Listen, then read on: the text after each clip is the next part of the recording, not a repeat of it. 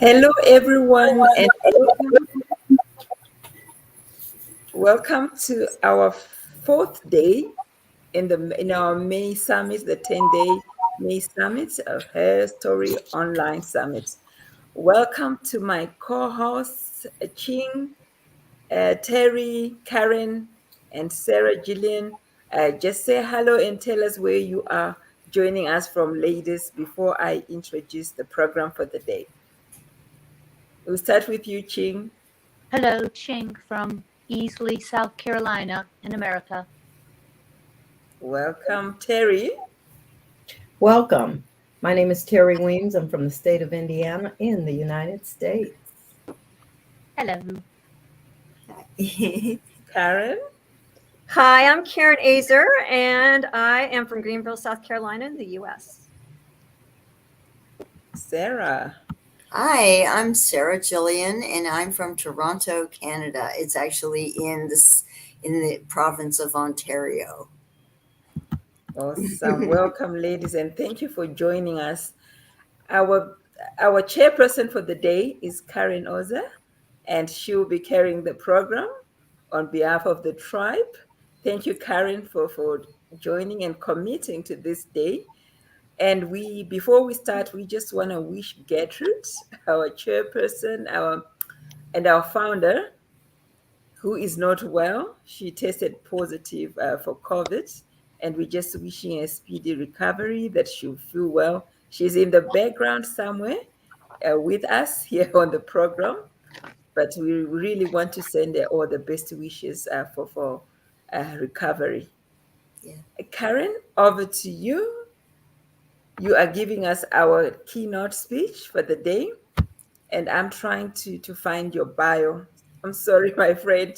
Will you just go into it, and I'll introduce your bio after your speech. Yeah, thank you so much. Again, my name is Karen Azer, and the name of my company is called Energized by Joy. And one of the things I do is I call myself a dream igniter. And what that means is I try to help women tap into their unmet needs, and as well as to be able to understand where they want to go and to be able to move forward with that. You know, one of the things I'm going to do is I have a dream sequence that I take you through to help you to that end. And so what we will do is I would like to start you with that. So I will also just go into my bio a little bit and share that with you. So and as I said, right now my company, I have a great company going, Energized by Joy. It's really taken off, and I'm helping women step into financial freedom. But the thing about it is, my life was very different 8 years ago. I had a high-paying corporate job. I lived in a big house. I drove a nice car. I could afford to go on big, fancy vacations. Then, bam. Everything changed for me in August 2014 when I T-boned a car outside of my doctor's office. And I had to go on bed rest for 12 weeks from the injuries that I sustained. It was the first time that I'd been still in probably decades. My life would continue to take many more twists and turns over the following 4 years as I struggled with Lyme disease and I was diagnosed with third-stage colon cancer. While those experiences may seem awful, I view them as a gift, because the reality was that I was living a miserable, joyless life. And it gave me a chance to reflect and realize that I had spent the nearly 40 years of my life living somebody else's dream for my life. Over those 4 years of getting treatments, I had an opportunity to shed the beliefs that were keeping me from my dream. Some of them included, I'm an introvert, which is actually laughable, anybody who knows me now. I don't do relationships. No one cares about me. Wealth will destroy your character. This concept that words have power is nonsense. I hate working with professional women, and I have a professional women's organization, which is really funny now. Coaching is a scam.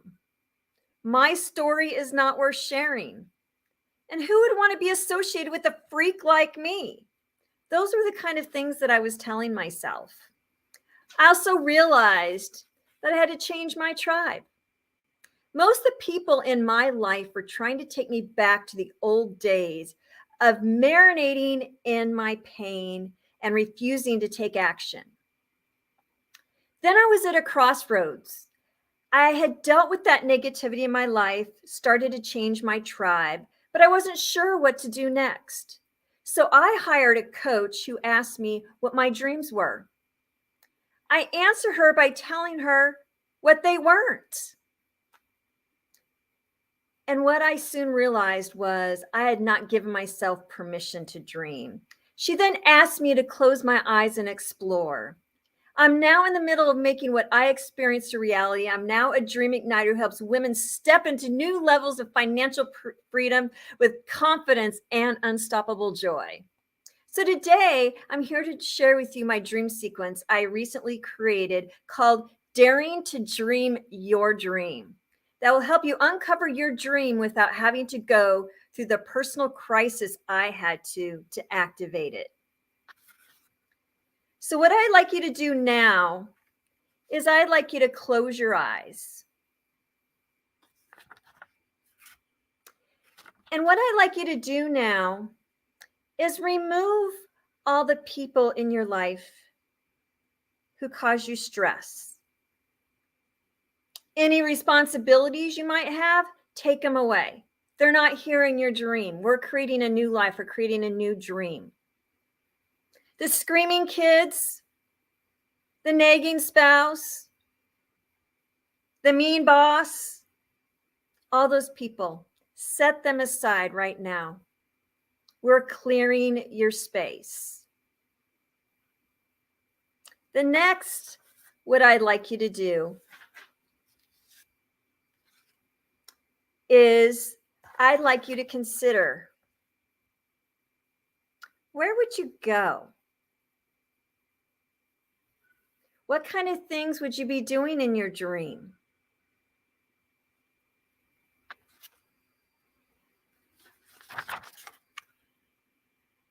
Who would you bring into that?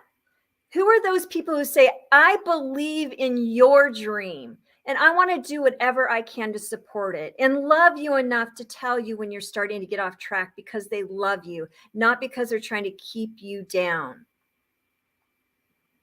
Now I'd like you to go into thinking about what motivates you. When you're being joyful, what are you doing? You know, when you're thinking about your skill sets, is there anything that comes very easily to you? Sometimes we don't even realize what our skills are. What are those things that you don't even think much of it? People are saying, man, if I could do that, that would be amazing. Maybe that's someplace you want to start to expand and explore and do more things with. Another good measurement for what you're really good at is, or what you like to do is, what makes you forget to eat? What are you doing when you're like, oh my gosh, the time has just passed. I can't believe it's the end of the day and I forgot to eat. That's a pretty good sign that you're in your space. You're in where you're supposed to be going. Now I'd like to move you into your career. Would you be working with a small company where everybody knows everybody? It's in a small space, very, very flat structure. Or are you somebody that likes a big company, somebody that has big breadth and they're global and they go around the world and there's lots of departments, lots of people. You like to interact with tons and tons of people, and that's an environment that you thrive in. They have big company benefits and they have all these things that make you feel really safe. Are those things that really matter to you? Or perhaps starting your own company. Has there been something inside of you that you're like, man, I take those pictures and how amazing would it be if I was paid to do that? Or there's a lot of writers out there. What if you found the courage to write that book you've always talked about? There's many ladies in this summit, they're in the process of doing that because they have courage and like, I'm ready to live my dream. I'm ready to share who I am with the world. And I'm going to start putting it down on paper. Or are you freelancing? What other things can you do? Do you have had your hands in several pies? Now I'd like you to consider is, what would you do with your free time? Would you be traveling? Or are you a beach person?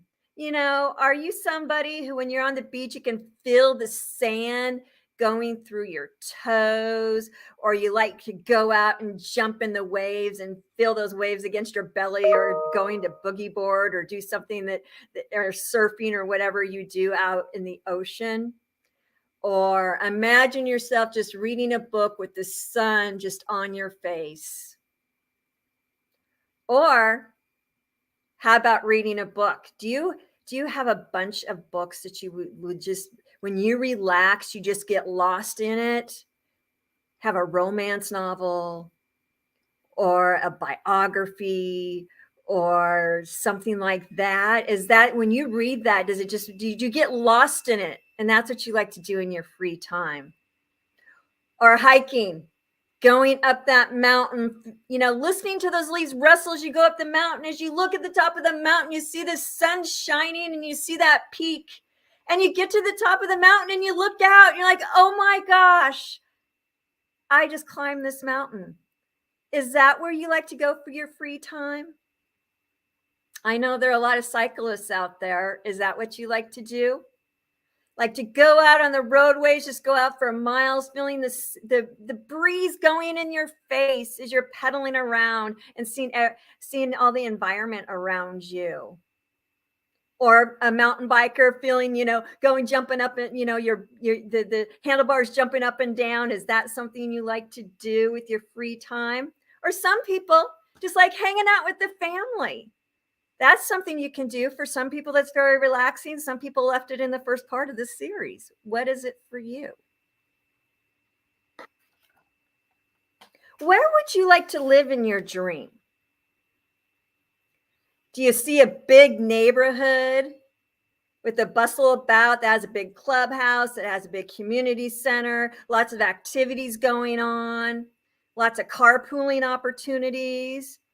Or are you in a small, cozy house where you like to have things around where you can see in a small footprint, and you like the fire and, you know, feel it when you're there in the evening and knowing where everything is?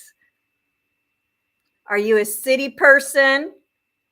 Do you like to go to the plays, to go to the symphonies, to go to the art centers? Do you have the cultural diversity that you have inside of cities? Is that a place that brings you alive? Or are you a country person, going on those country walks? Just imagine seeing the cows and the goats and the wildlife, and just breathe in that air.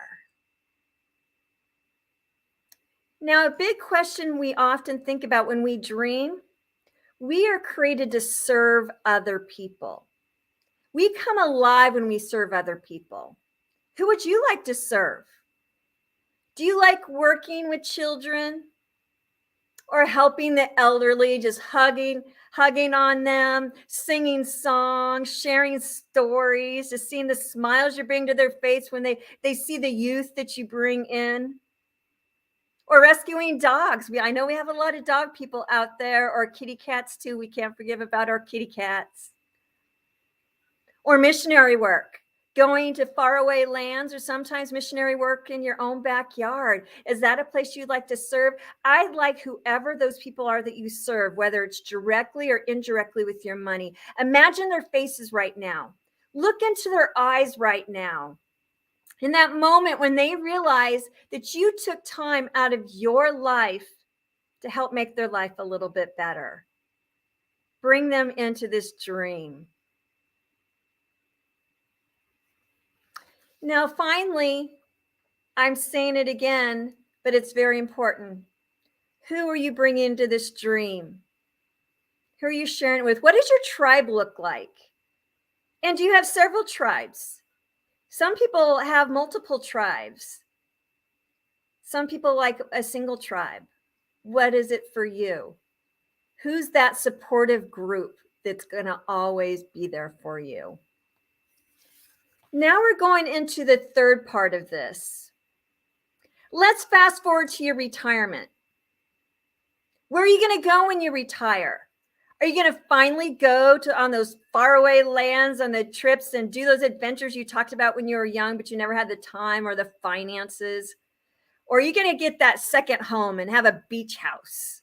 Is that where you're going to spend your time? Or surrounded by grandchildren?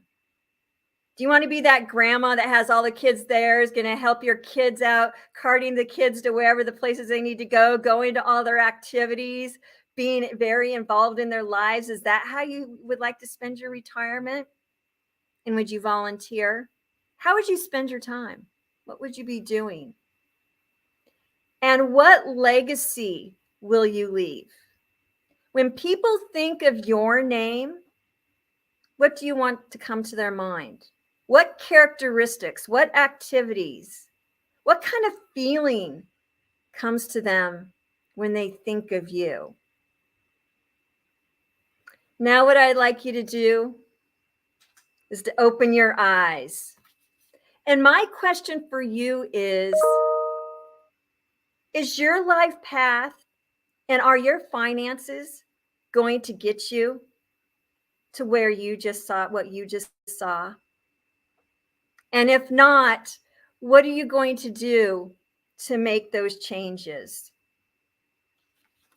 So, what I would like you to leave you with as you consider this, I want you to dare to dream.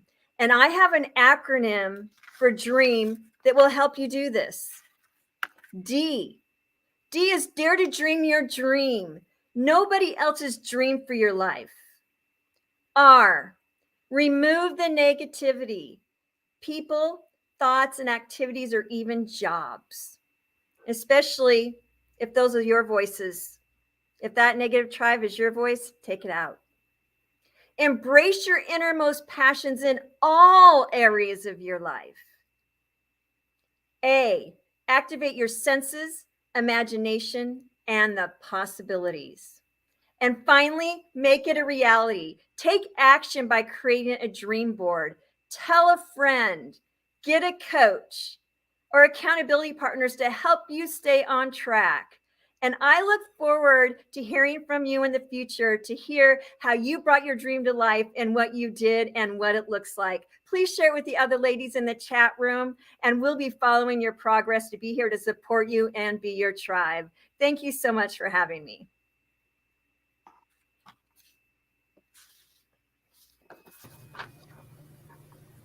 That was wonderful. Thank you. Really wonderful. Yes. Yes. It was uplifting, you know? Oh, good. I'm glad. Mhm. Did you guys go to some interesting places? Absolutely. In the imagination, in your imagination, you were bringing out everybody's imagination, which is really wonderful. Yeah, I mean, part of when I created that, I really tried to bring in all the senses. I've actually been with people who actually bring in movement to it as well. But it's when the more the parts of you that you bring into it, the better chance you have to have it stick with you. I just I was at a seminar. I was actually giving my own seminar. I did a challenge where I was doing this, and one of the people, she was so excited to do this. She actually made her dream her new Zoom background, so she gets to look at it every day when she's talking to clients. Nice. Wow. I like how you ended it with the acronym DREAM. Yeah. That's beautiful, and just giving us something to work towards realizing our dreams. Thank you so much for that. You are most welcome. So, Terry, are we ready to move in to Troya? Troya is not in the room yet. She's supposed to speak live. Oh, okay. All righty. Yes.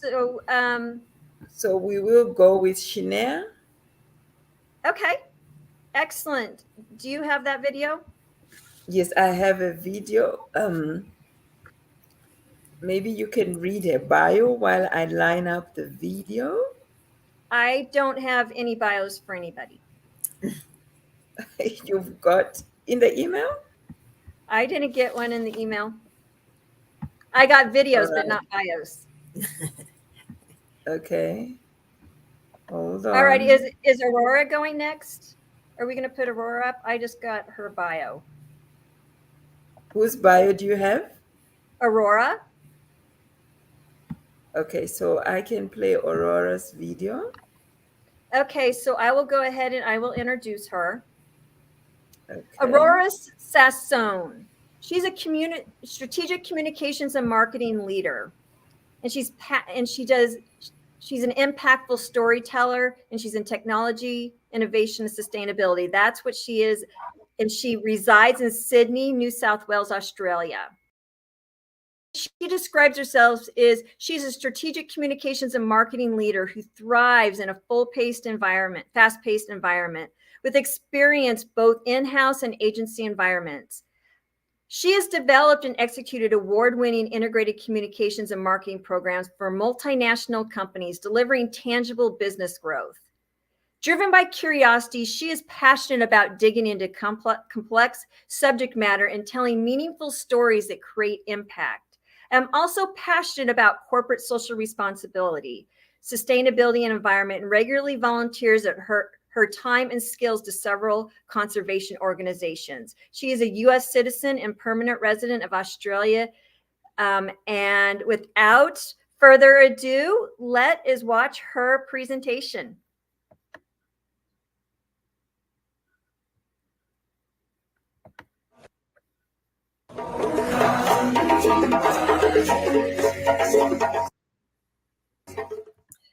Thank you, Gertrude.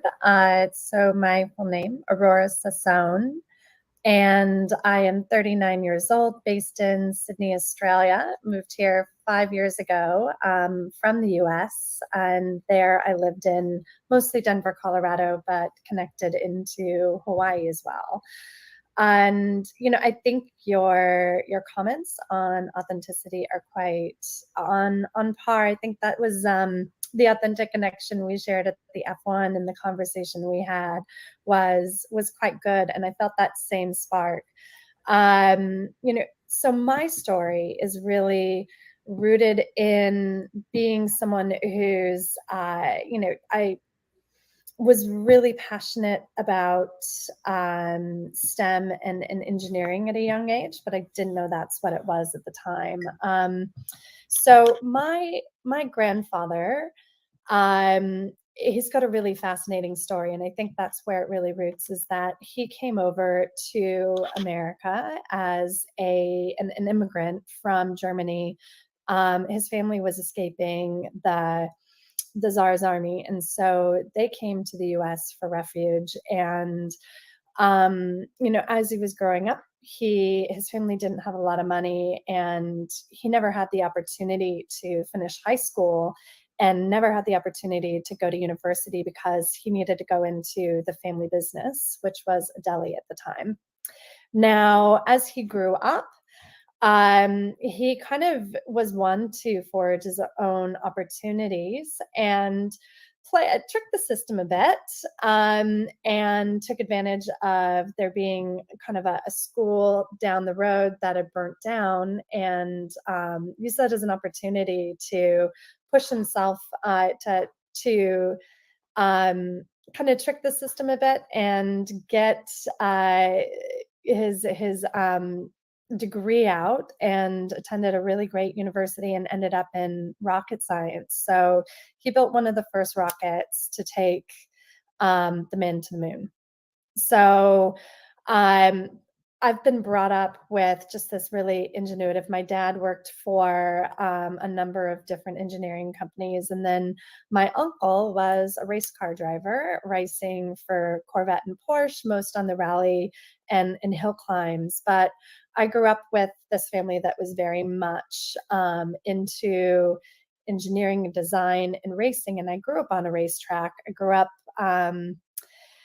building and working on cars. So by the time I was 16, before I even had a learner's permit, I was driving on racetracks in cars versus on the street with driver's ed. So I was rebuilding car engines. I had to learn how, my dad was insistent that I learn how to change my own oil, and really got me involved in the sciences. But I think one thing that was lacking was there was never real education around what the field of engineering really was. I just knew it from kind of the fundamentals of building and taking things apart. But when somebody brought up engineering to me, I saw that much more, working on trains. I know it's really naive, but even going into high school and being close to one of the best engineering universities in the world, which is the School of Mines in Colorado,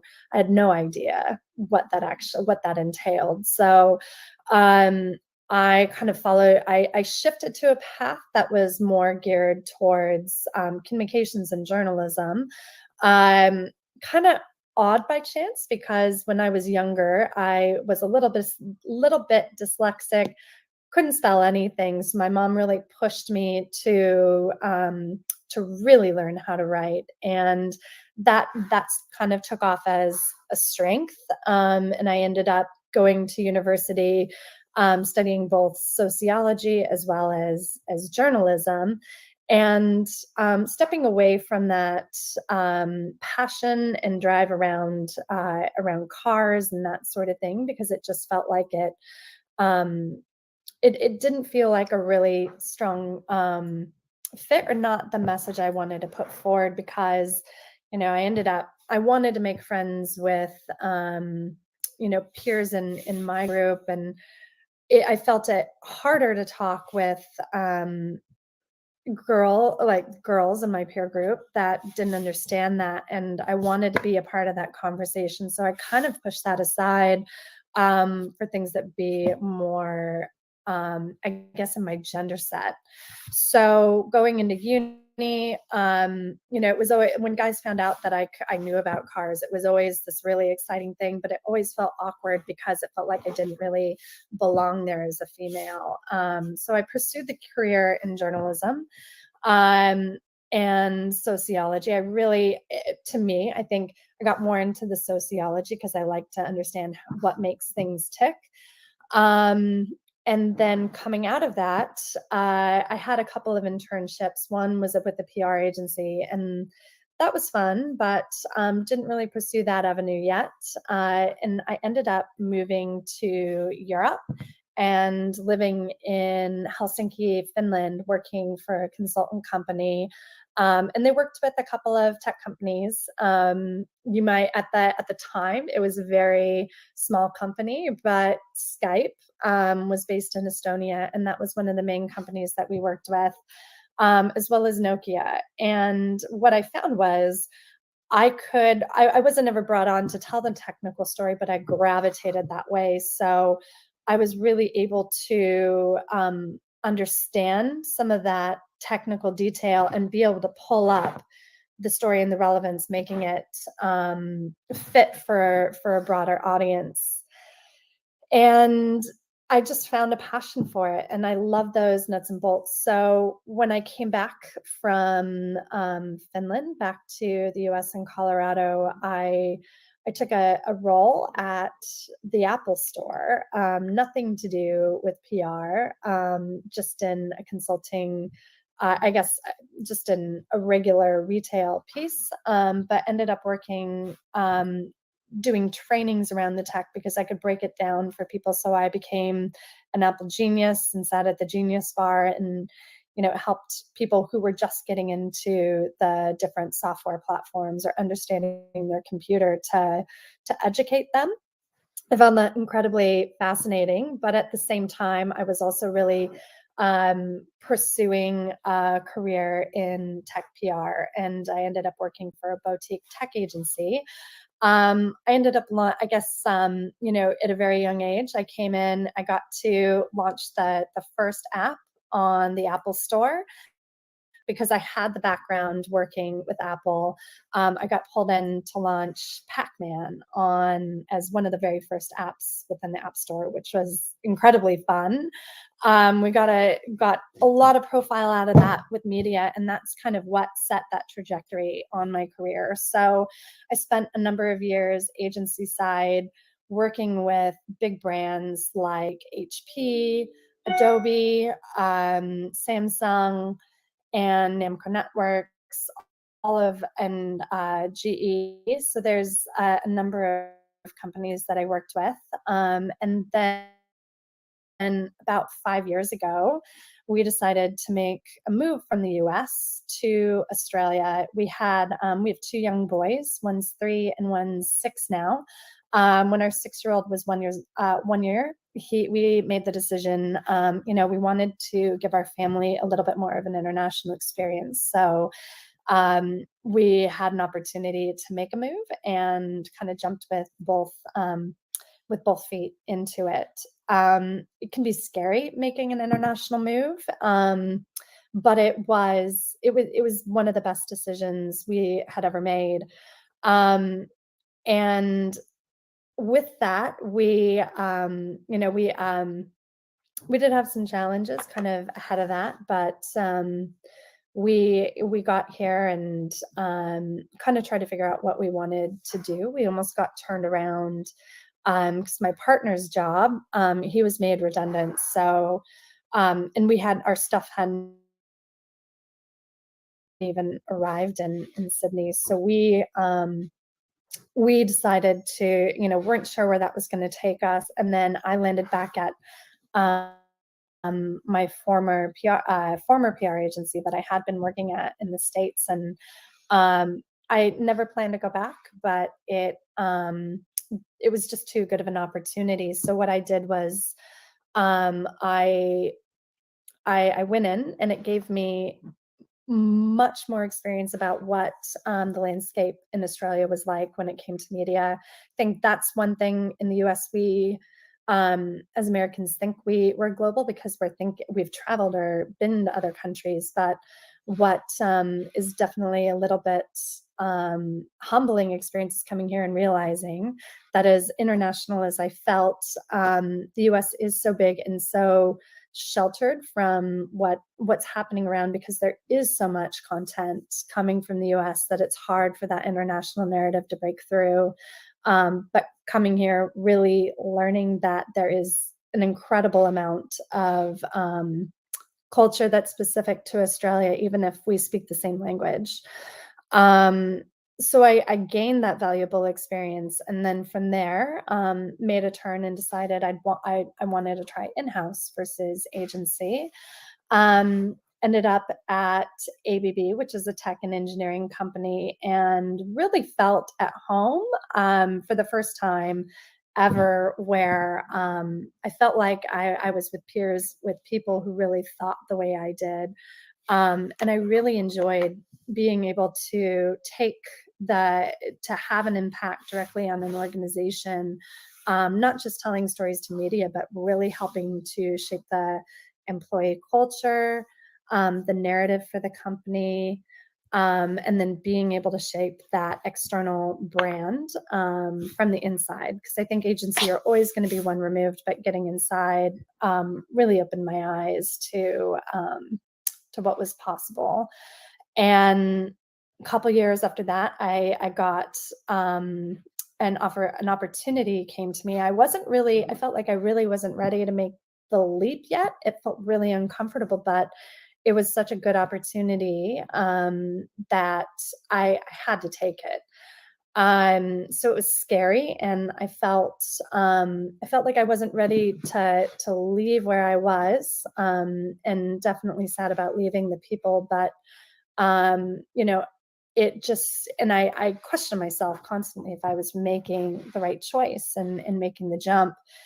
And what I found is, I decided I'd make the jump, and my boss at the time, she was great. She was really supportive. Of course, she wanted to keep me for her own prerogative, but incredibly supportive in me going. And ultimately, I think did make the right decision making the move.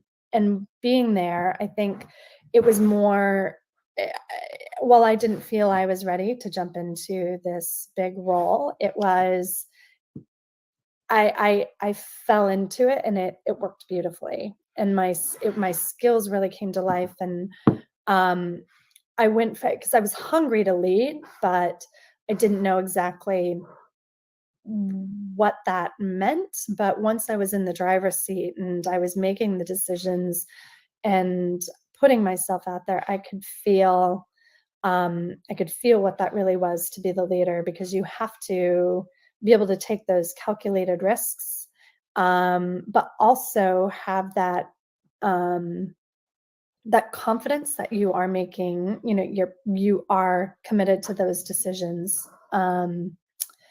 And whether, it might be a learning experience, but you have to commit to either having that, doing that, and getting the results, and maybe they're successful or maybe they're not, but you really do have to be able to commit to those decisions. And sometimes that can be scary, but that I found it's been really great. And it's brought me to the F1, where I've been able to kind of bring it full circle, and being exposed to even more engineering and tech, and realizing this was really where I'm meant to be, and that everything happens for a reason. Your story is amazing. It sounds to me like it went full circle. It did. Yeah. You started at one point in your life and you found yourself back with the cars again. Mm-hmm. Absolutely fascinating. And just the story about your grandfather. Yeah. Work. So all of this is in your DNA already. Yeah, it was there, and I felt like I had the building blocks, but I didn't really get the instruction manual. You know? Yeah, so it was just kind of having all of them. It's like I had those skills, I understand it, but no one ever really told me what that opportunity was, or what those tools could be used for. Because I didn't want to be, I was like, I don't want to be a car mechanic. I don't want to be like an engineer on a train, but no one ever really explained that there's different roles that fit into that field. It just felt very one-dimensional and very much more geared towards a male demographic. Yeah. Now you have allowed yourself to change careers multiple times.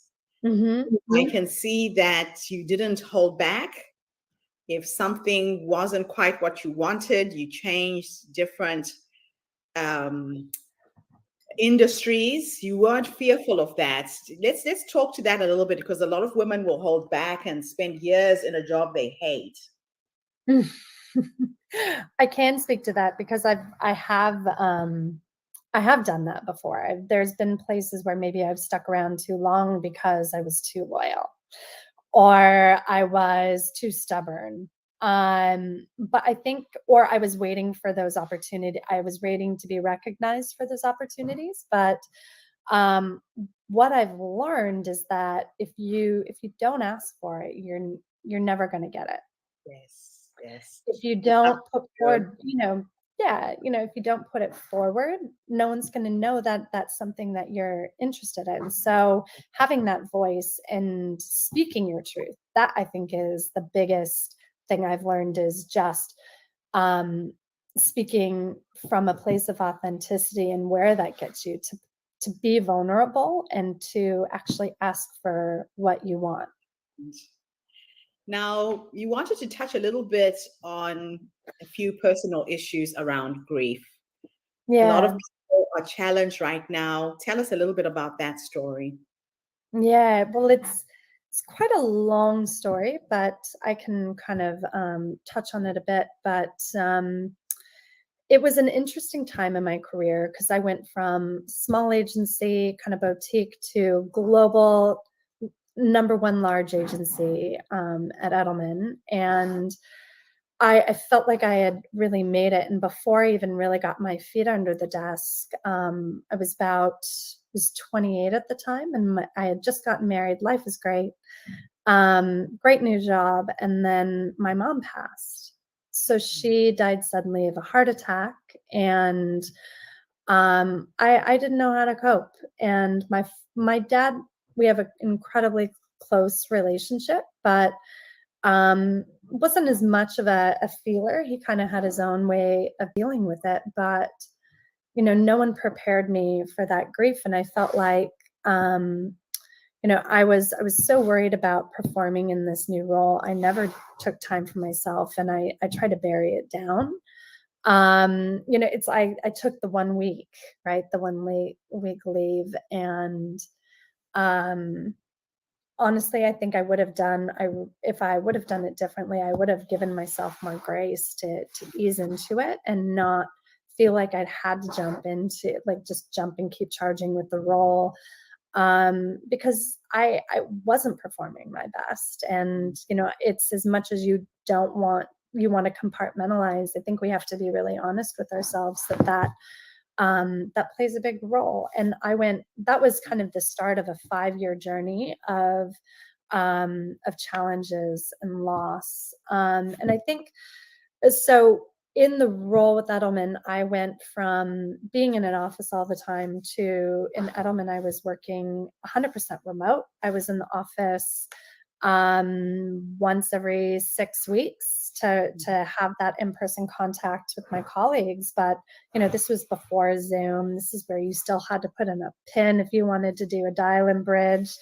It isn't as easy as it is now, but I think, there's so many people going through that loss and grief and adjustment and reprioritization of value. But we're doing it with different work settings where you're remote, and there's already in that remote setting or that hybrid setting this need to connect and really be cognizant of those communication points. But when people are going through loss, a lot of times they close off and they disconnect, and their performance is impacted. And it's trying to figure out how do you showcase that without making it everything. But also how do you make that space for your colleagues as well? Yeah. So, and then I went through quite a bit for the next 5 years and didn't really come out of all of that until I did some really great work. I think therapy is amazing. Yeah.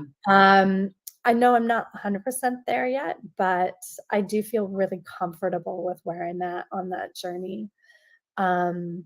And making it a part of who I am. I think it's a very important thing to finish off our interview, because there are a lot of people grieving right now, and people don't know how to cope. I think I shared with you, I'm not sure if I shared this with you, but I lost my mom in 2020 during COVID.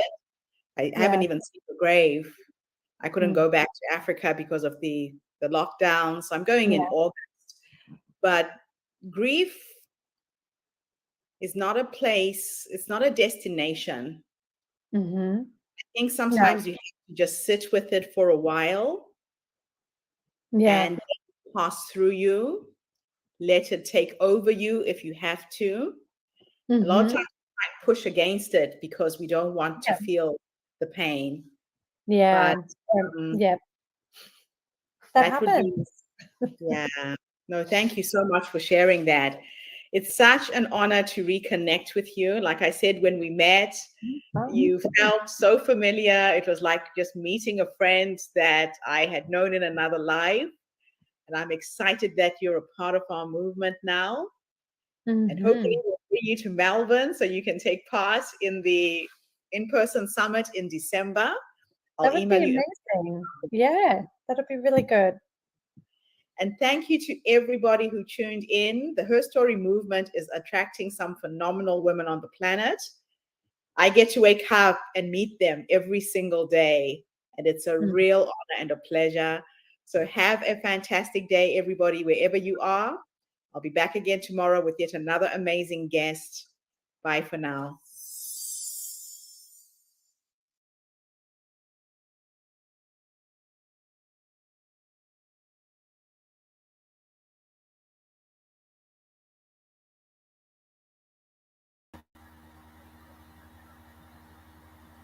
Unmute. Wasn't that a wonderful presentation? It really was. Wow. Amazing. Amazing. It just kept getting better. I mean, inventing Pac-Man? Come on. Mhm. Or what was it? Was Pac-Man, wasn't it? Mhm. It was. Mhm. It Mhm. was, I mean, that's phenomenal. Yeah, being involved in all of those is definitely, yeah, there's definitely an honor and a thing her grandkids will be able to say, guess what my grandmother did? I know. It's just amazing. Amazing. Amazing. I like the part where she says she just asks for what she wants. Yeah. I like it when women are bold.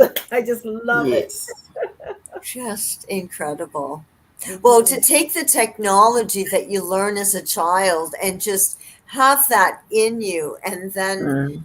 to shell it out into something else, no matter what it is, just it's really interesting how we don't know where we're going to end up. We're just like sponges, we sponge this stuff and then we go out, with it. We don't even know where we're going to end up. Like, it's just one opportunity after the other. Well, one thing, we're the sum of our experiences, right? And we don't know when we put, pull and bring things forward and put things on hold. And, that's one of the great things about, like living with imagination, because how many times have you actually finished your day the way you woke up and expected it to go? Never, ever. And you're lying if you say you have. It doesn't happen. And so then, you just pull out all these different things and, for the right moment. And, that's why I always tell my clients, I'm like, nothing's ever wasted. It's just how it gets recycled and you use it, and whether you're going to make it a positive experience or a negative experience. And that's where you have your power. That's right. Yeah. I want to say something. She made a comment that she's not quite there yet. Somebody taught me this terrific phrase: there's no place called there. If we're ever living, no, it's true. If we're ever living life trying to get to that place, there is no place. Life is a journey and it never ends. It continues forever. And then about grieving, somebody told me during a point in my life where I was grieving, no two people grieve the same, which really helped me. So just two takeaways. Yeah, that's true. And you see you see people, because they talk about what are the 5 stages of grief or whatever, and they all had different lengths, different times they come and go, and it's it's a different length for everybody. For sure. Yeah. Wow. Well, I think we now are going to move into our next presentation, and Megan Rose.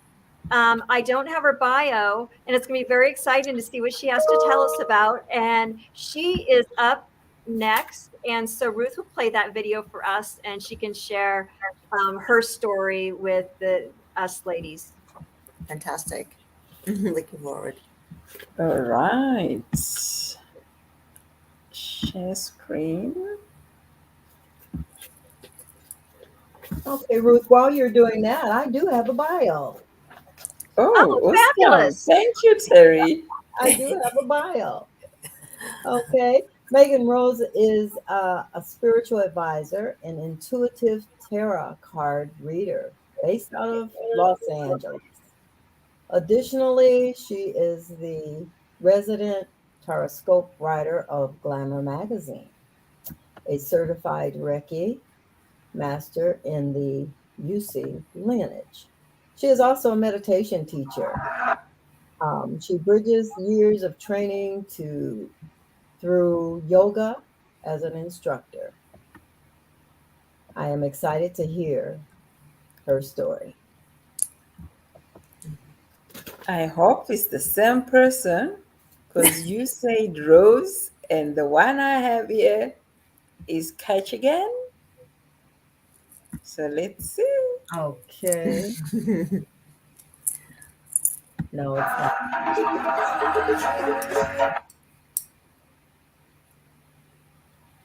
Uh-oh. A writer? Yes. don't you know you can't actually make a living that way? You can pursue your passion, but it'll be hard to pay the bills. My personal favorite. At least you have your husband's income to fall back on. Smile completely. I don't tell them how much I make in my copywriting business or how I do it on 20 hours a week. You see, the doubt started in college. After many conversations about applying for jobs, a trusted professor told me, if you can do physics, do that. There are better job opportunities and bigger pay. And I believed him. His words are powerful. I ended up using my physics degree to become a high school teacher. I loved my students, how much those teenagers made me laugh, and how honored I felt when they shared with me what was really going on in their lives. I spent 10 years in the classroom, and I wouldn't trade it for anything. But then I started to feel this pull, this itch for more. What about my dream to be a writer? It would all start to unfold after I stood at the summit of Mount Kilimanjaro as a newly married, newlywed, and on our honeymoon, no less. At 19,341 feet, we were way above the clouds among incredible ice cliffs at the highest point in Africa, atop one of the world's largest volcanoes.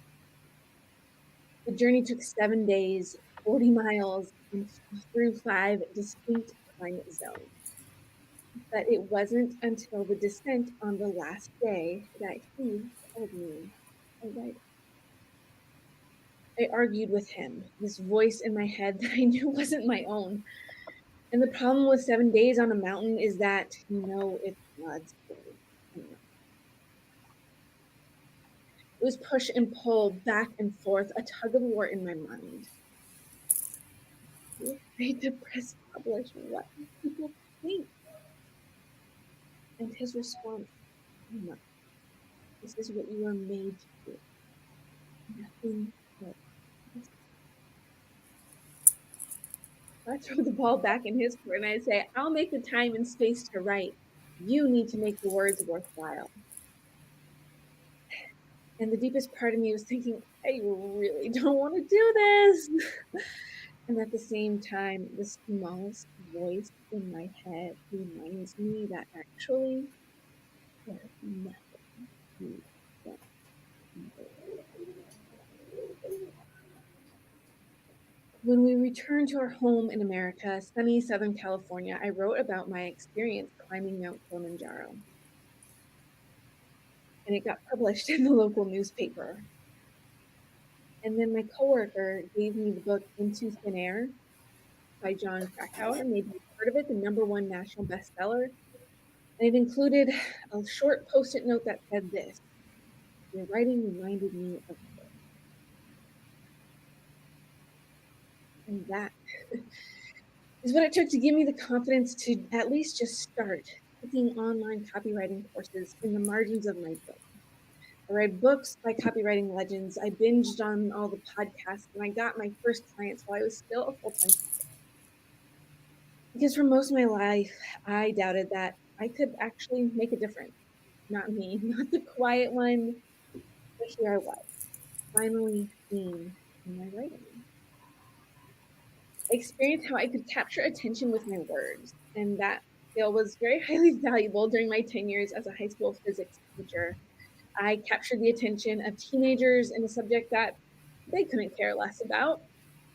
And that's part of the reason why I was honored with the Stanford University Teaching Award back in 2015.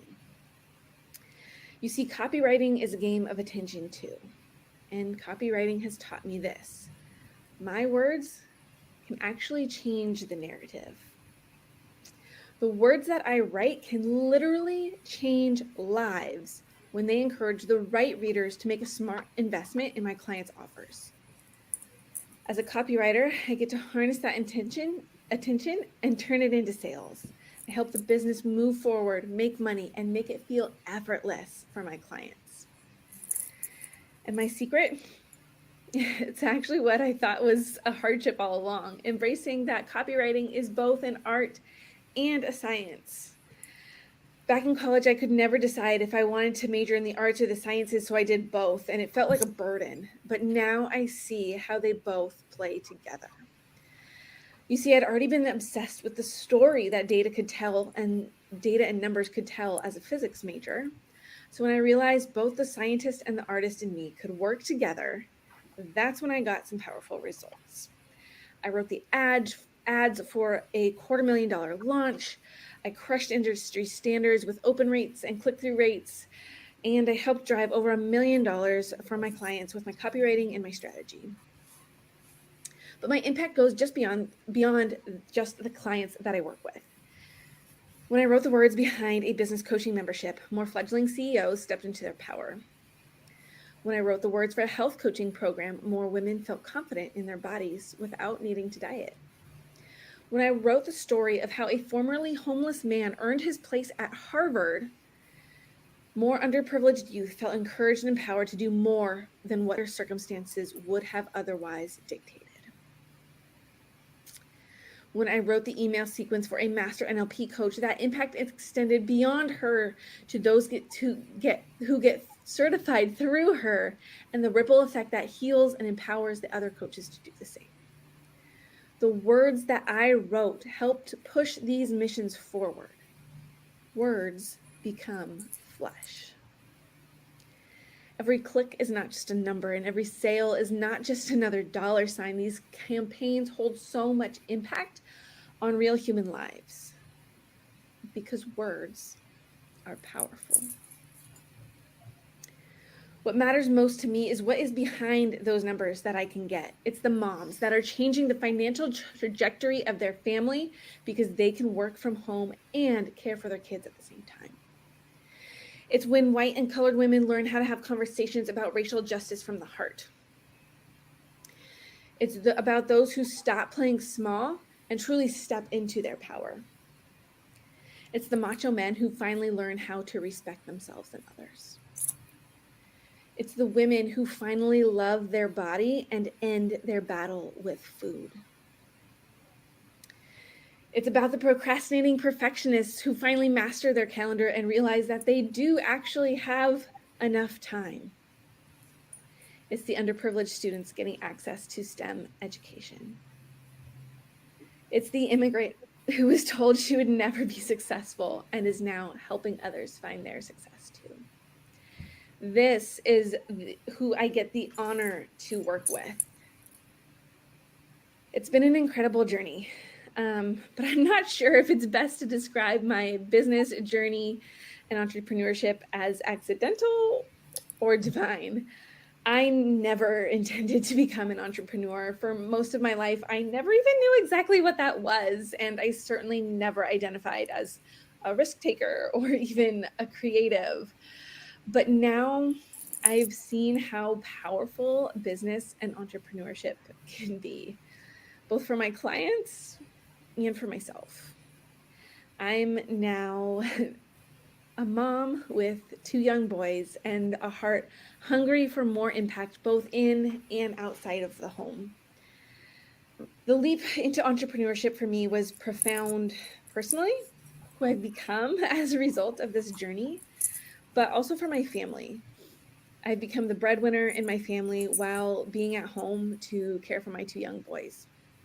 And there are so many things that I wish I could tell myself back then when I first started.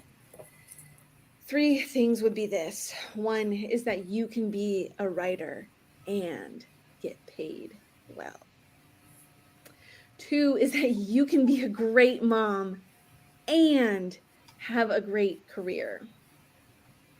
And 3 is that you can be a good Christian, a good person of faith, and make lots of money and do good with it. As Maya Angelou said, life loves the person who dares to live it. And after 10 years as a classroom teacher, I took a chance and bet on myself. I now have a thriving copywriting business, and I get to mentor newer copywriters to build a business that works for their lifestyle too. It's so funny to look back. I started with a huge doubt, a mountain of doubt, but also a small seed of a deep knowing. And now I get to turn moms into breadwinners in their home through their writing while working part-time hours and being present to what really matters most.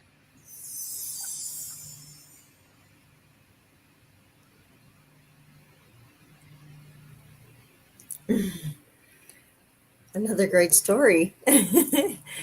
That was a great story. And for those listening to this live or on the recording, that was Megan Katchigan, and it's Megan, MEGANKACHIGAN.com.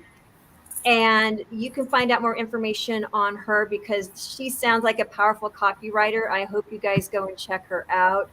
And I have to say, I'll just interject, when I took you on my dream exercise earlier, the first time I did that, I unlocked my inner writer as well. So when she was talking about that and the gift that she had, it just played right into, and now I've actually written 4 books. And going through that same process, and I like writers can get paid well, so remember that, ladies, we can. Wow. Yeah, that's quite. I loved. She says that words have power, Mm-hmm. and I wrote that down too.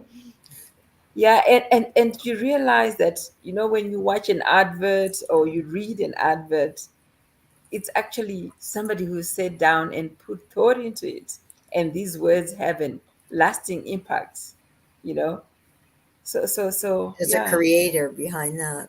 yes, that's Yeah. it. Nice to just put a face to that, isn't it? Because they're so used to being behind the scenes. It's nice to put that sweet face of hers on Right. there, to know the powerful things that her words have spoken, and we've probably read and seen some of her work and not even known it. That's right. That's right. It's like And it takes a level of humility too, right? Because when you're Yes. copywriting for other people, that takes humility to do that.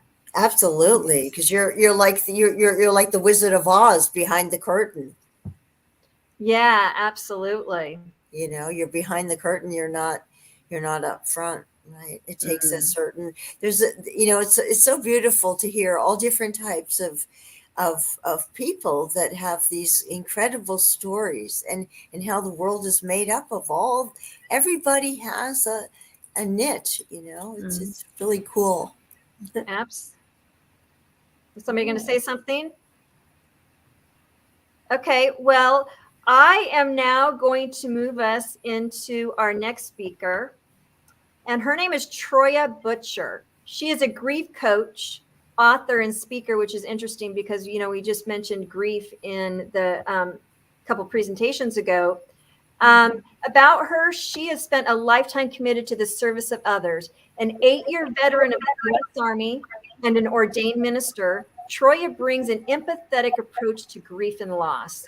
She is a certified grief counselor as well as a certified life coach. Currently, Troya is pursuing a master's degree in thanatology.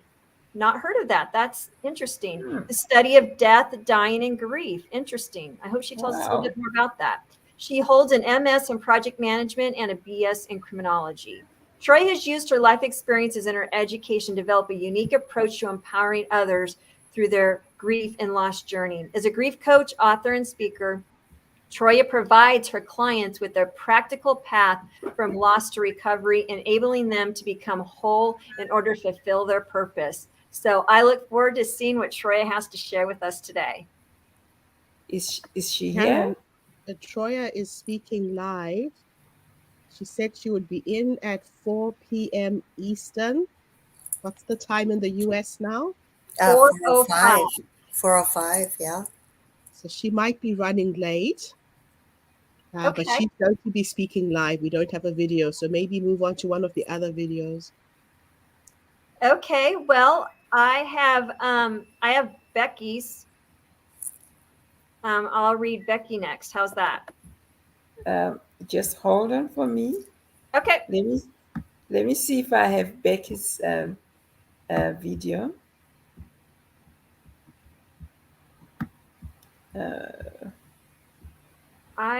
And let me see if you don't, I might. Okay. I downloaded them. On computer. Let me see. Yeah, no, that's PDF. Video. No, I don't have her video. So we can go ahead and do Shiana. Okay, great. Let's I'll do read- her then. Okay, so I'll read Shiana's bio before I play her video. Oh, Shania. Shania Stiletto is a former two-time world champion acrobatic gymnast, USA Gymnastics Hall of Fame. Sorry about it.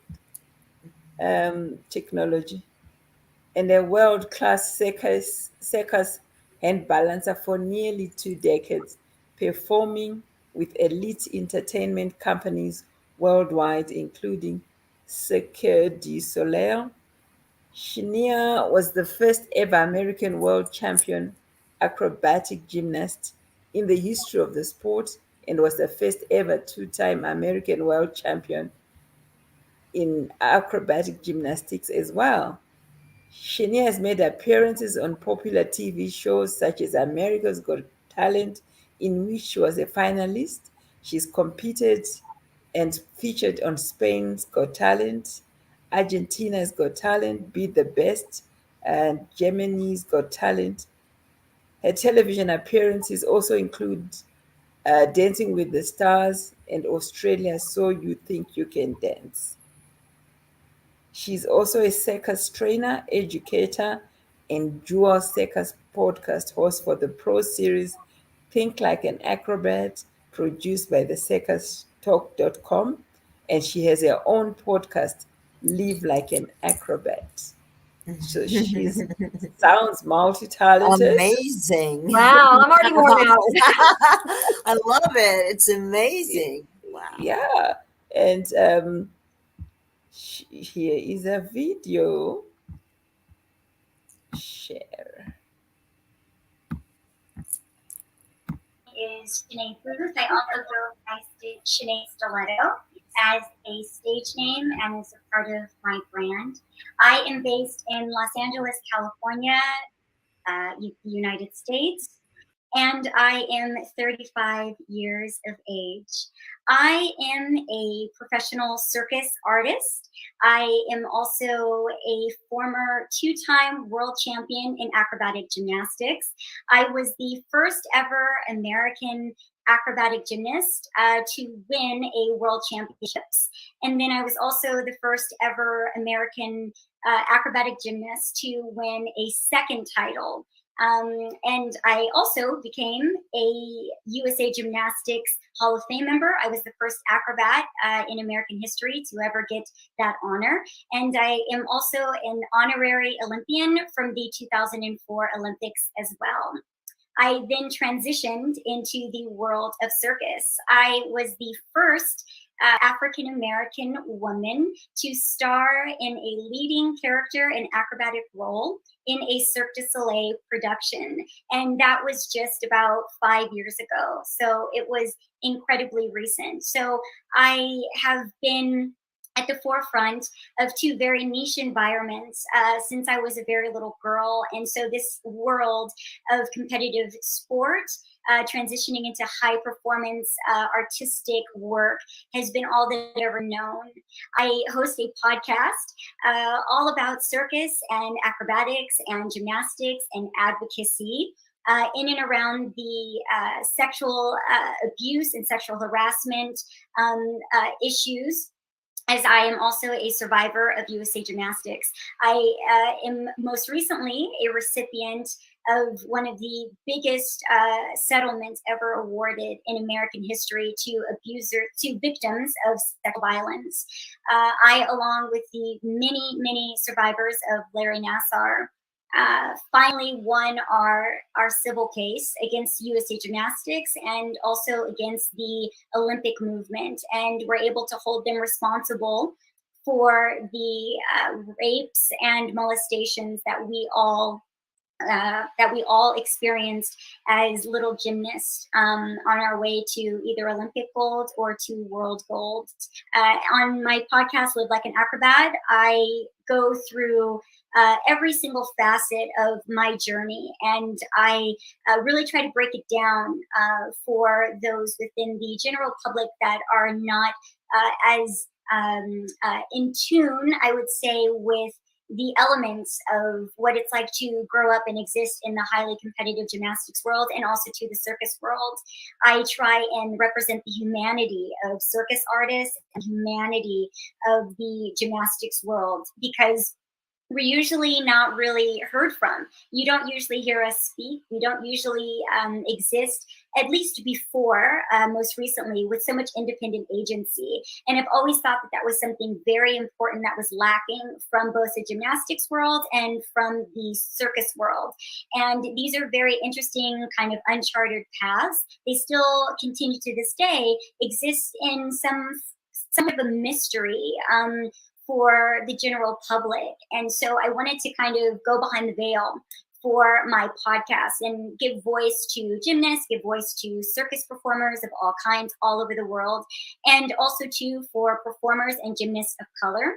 As I am African American, I'm also biracial American, and so I've existed within two worlds my entire life, and how those are brought together as I continue to be a very specific type of performer in the circus world, as there are so few Black circus performers in the world. I'm in a lot of spaces by myself at this high level and this high caliber, which I also wanted to bring much more focus on. These were not issues that we were able to speak about up until very recently, obviously, with the effects of George Floyd and Breonna Taylor, and the entire movement that surged through America and then extended all around the globe. And so these are conversations that I was having in the background, but through my podcast, Live Like an Acrobat, I have really become very outspoken in my circus environment, in the circus industry, and speaking about what it's like growing up in a system, what it's like growing up as the only Black acrobat at all, where you are constantly in spaces that were not made for you, and that people don't often understand where you came from and how you got there, and that being such an anomaly. And let alone going into the circus world, where again, I'm usually the only performer of color in any production, which still kind of shocks and surprises people to this day. I mean, we are in 2022, and the public thinks that circus is much more integrated and diverse than it actually is. And so I have felt strongly that these stories and the elements to my stories and to those within the community should have voice, and that we should be able to speak on these issues without fear of retribution or retaliation within our careers, which previously we felt that we would suffer. And I've still gone out on a limb, because I'm not, I would say, fully safe within speaking on these topics, from having my career, have kind of be knocked against in some way, because it's still, people are still afraid to speak out. They're still afraid to ask for what they need. I also, within the influence of my podcast and my advocacy within speaking, I'm an advocate for RAIN. That's the rape and incest molestation for survivors. It's a nationwide network in America, and I do advocacy on behalf of them as well. And I do as much as I possibly can to normalize the conversations in and around abuse, and especially with respect to youth sports. I have advocated strongly for different statutes within American law, and I've been a part of some historic laws actually being passed, which have opened up statutes, and also and statutes means that you have a longer time to report a crime, basically.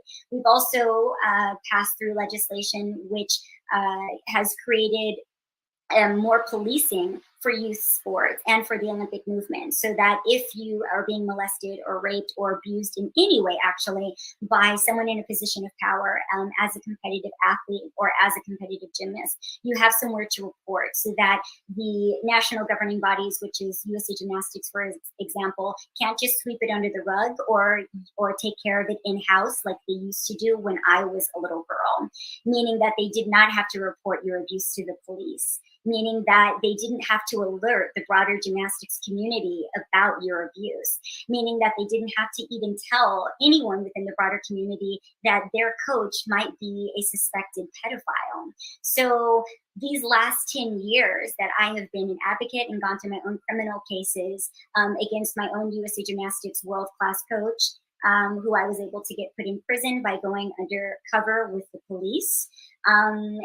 As an adult, obviously, it took me years to get to that point, and now it's taken me 10 years plus to be able to get this settlement against USA Gymnastics. And what was also so important about the historic settlement that we got was not just about the money, but we negotiated several new terms that USA Gymnastics and the Olympic movement would have to agree to and have to adhere to moving forward for decades. They would also have to include our voices as survivors on their boards and within their processes, in how they regulate their system, and how much influence of power those that are already in positions of power have. So they have to invite us into the conversation, and they have to listen to our ideas with how we feel like the national governing bodies such as USA Gymnastics or the Olympic movement is supposed to move forward. Now, it's very imperfect, and the struggle will continue. I also too recently participated in a very big investigation into the new network that was created to police these environments, because they found out that they are also not doing their job adequately, and that they have not been given enough power by our governments to actually keep our children safe while they practice gymnastics, or while they practice swimming, or while they practice tennis, or while they practice taekwondo. All of the sports fall under this category, under the policing of safe sport. So I just finished participating in a very big investigation into safe sport, and this just shows how much more needs to be done. The job is never done when you're advocating and trying to get these environments changed, and it's not overnight. And so I've also now tried to bring the advocacy that I was doing within the gymnastics environments into the circus environment, because during the pandemic, our sector as circus artists and circus workers was so adversely impacted and affected, because we live for live entertainment. Without live entertainment, without being able to leave your house, without people being able to gather, we have no careers. And so it was, within an instant, millions of circus workers all over America, the ones that you see performing for Cirque du Soleil in Las Vegas, the ones that you see on all of the Got Talent shows, the ones that you see in the big circuses traveling all over the world, we all lost our careers in literally a day, with no access to be able to continue to work virtually and make the same amount of income. And so for us, there's literally been no safety net. We have no legislative power that includes circus performers actually inside of that. There's no policies to give us benefits without having access to our job. And there are no protections that we have either within regulations, within safety policies for circus performers and circus workers within America. And so we saw, a big group of us, we saw that this was our opportunity to fight for more rights, and to fight for rights that even if we don't benefit from those, because we're kind of in the latter parts of our career, that we will be building a network for circus performers that are coming behind us to be able to benefit from that. We are at this time trying to unionize circus within America, which before the pandemic seemed inconceivable, but has been a conversation in the circus world for decades and decades. And so I am now a part of a network that meets with sitting lawmakers, that sits with senators, congressmen, and we advocate and we lobby to Washington, D.C. now, trying to get different acts and different bills passed, and trying to get the language written that would give us those powers, that would give us those benefits, and give us those rights to be recognized. Because right now, circus is much more of a multidisciplinary artistic form in America. And so it keeps us away from a lot of funding. So we're not allowed to get certain grants. And we're not allowed to get access to certain funding that would help us to stay afloat throughout a pandemic time or a financial crisis or effects of a war like we're seeing right now in Eastern Europe.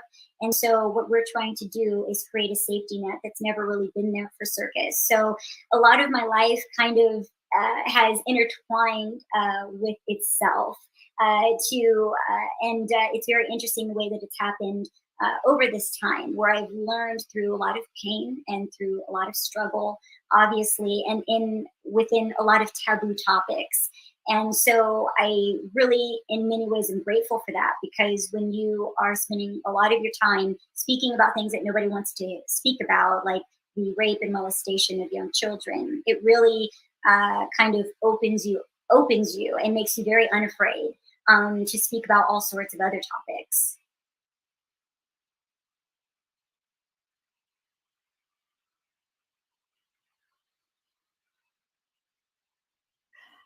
Wow, I don't even know where to start with this interview.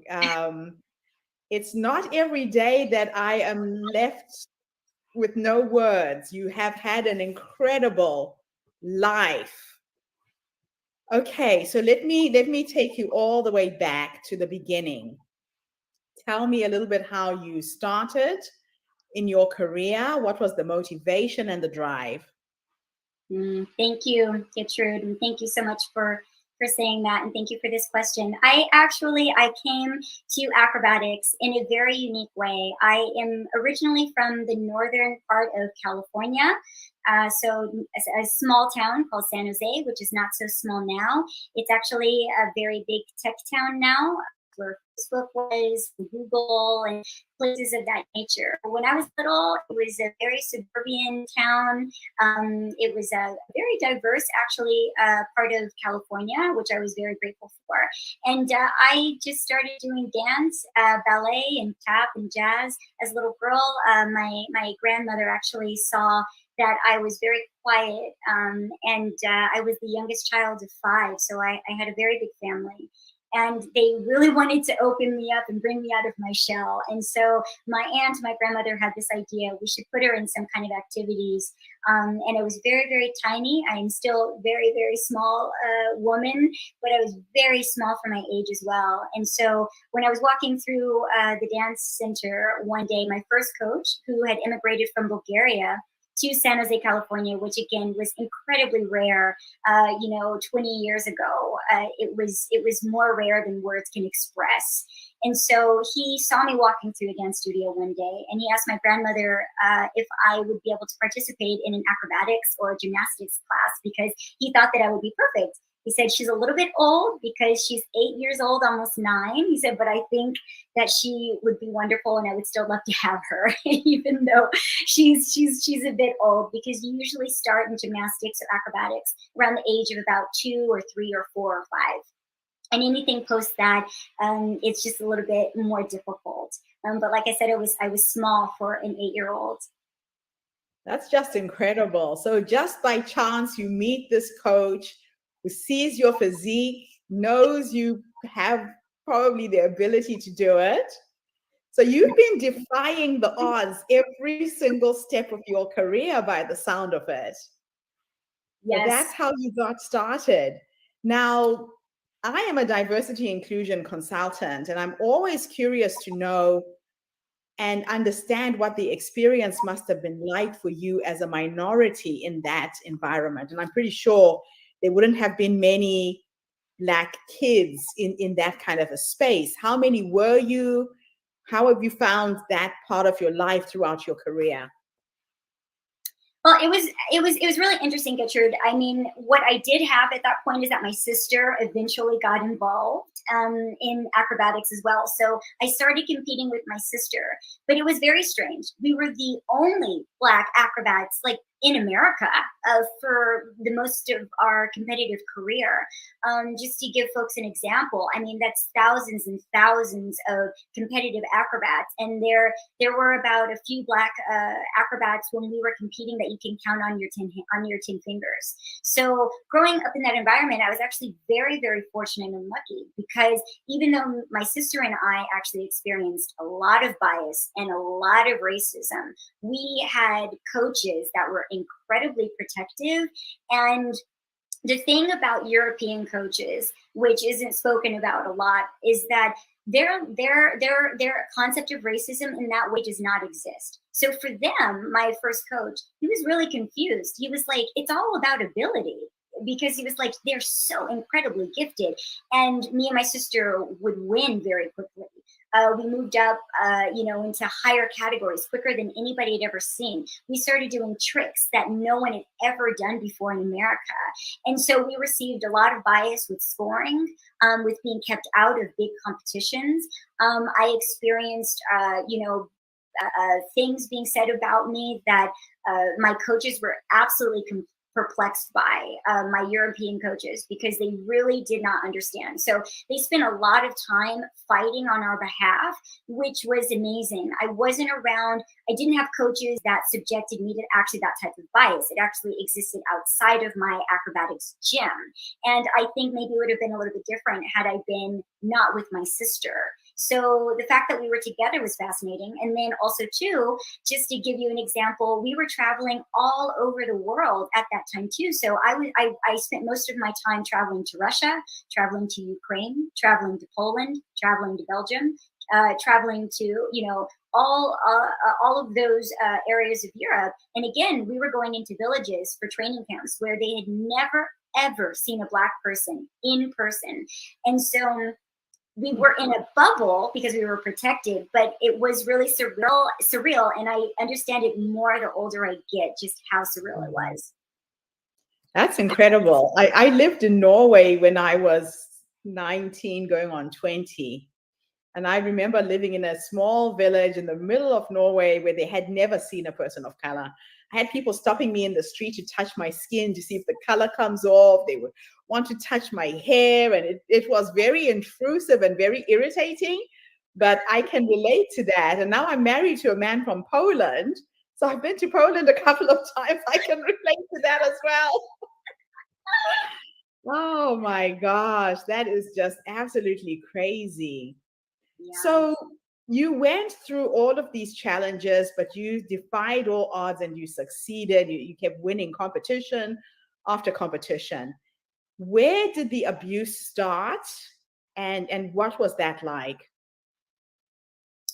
The abuse started actually when I was 14 years old. What happened was that I lost my first coach to two bouts of cancer, or to leukemia actually, and it was devastating. And so I didn't know if I would continue to compete. So I lost my career for a little while. I actually had a revival of my career through some other gyms. They really pulled me and my sister back in and said, it's much too early for you both to quit. We know that you're devastated at the loss of your coach, because my coach was everything to me.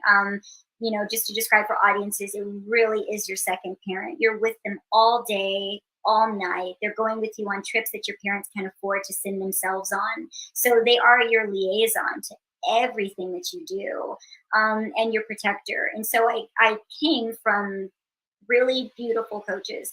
And so I ended up being offered a mission to go to a very high level gym that was very popular, whom I had known since I was 8 years old. So it was going into a space of elders that I had been comfortable with for many years, from when I was little. And so because they did not have their gym in the same city as mine, my parents had to make a very difficult decision, because they couldn't afford to move with me to a city that was about 5 or 6 hours away by car. So what used to happen in the gymnastics world is that you would go and live with your coach and make visits home to your parents, so that you could have high level elite coaching and have a chance to to go to world championships, to have a shot to, play in the big leagues. And so my parents took me out of a very high level private school, which was very difficult for them. They had visions that were, they had different visions for me.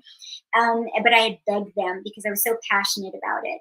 And so I moved in with my coaches. It was a husband and wife couple and their little child. And they had a lot of little girls staying with them for many years. And so I would live with them during the week and do high level training. So I was training about 8 hours a day. I was doing school by home in between that. And then I would fly home to my parents on the weekends. And my parents would fly back and forth as much as they could as well within their working schedules, making sure they were making enough money to send me all over Europe and all over the world so that I could train and compete. So at this point, I was no longer training with my sister. And it took about a year before the grooming started by my former USA Gymnastics coach, David Rickbaum. And it started, with him grooming me, which is getting you comfortable with things that are inappropriate over a period of time. And again, we were very sheltered little kids. For people that think that 14 is maybe a little bit, mature, we're very sheltered. We didn't do very much outside of go to the gym, compete, and then be around our own little circle. We didn't know very much, we didn't have concepts of sex. We weren't taught about things like that. We were closer to around maybe 10 years old, if you would think about our emotional capacity, if that makes sense. And so it quickly progressed into molestation, and then it quickly progressed into daily rapes every single morning, with him barricading my bedroom door just while his wife slept down the hallway, and with him many times starting to molest me and rape me before I even woke up. And so it also progressed to turning into molestation and rape in various environments where he could take advantage of me in that way too. You have managed to harness this story and claim it back. I really commend you and admire you for what you've done, because a lot of young women end up with guilt, with shame that doesn't belong to them. So first of all, I want to say thank you for sharing your story. It's really important for these conversations to be had, because a lot of young girls will not talk about it. A lot of women don't talk about it, and that's why it keeps perpetuating and it keeps happening. So thank you for your work on that front. Now, if you were to go back to your younger self and have a conversation with that young girl who was going through this and give her 3 nuggets of wisdom, what would you say to her? That is such a beautiful question, Rude. I would tell her that she is not at fault for anything that will ever happen to her, that she is truly the victim in this situation and completely innocent, and that she did nothing to provoke what has happened to her. I would tell her as well that she has the power to speak for herself, and that the power that is perceivably stronger than her actually isn't. And then I would also tell her that she is a beautiful little girl that has qualities that make her special, and that they are innately within her and naturally within her, and that they don't need to come from anywhere outside of her. That is beautiful. That is beautiful and very, very empowering and powerful.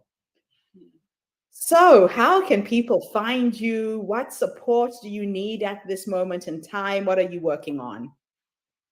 Thank you so much, Gertrude. I am working continuously on my podcast and to build the audience for my Live Like an Acrobat podcast. I also have a separate podcast on Circus Talk, which is a great organization and one of the biggest circus networks in the world. It's called Think Like an Acrobat, where I teach acrobats and circus individuals how to work and create in this business. So I teach them practical tools about how to be an entrepreneur, how to be a negotiator and how to protect themselves in all ways.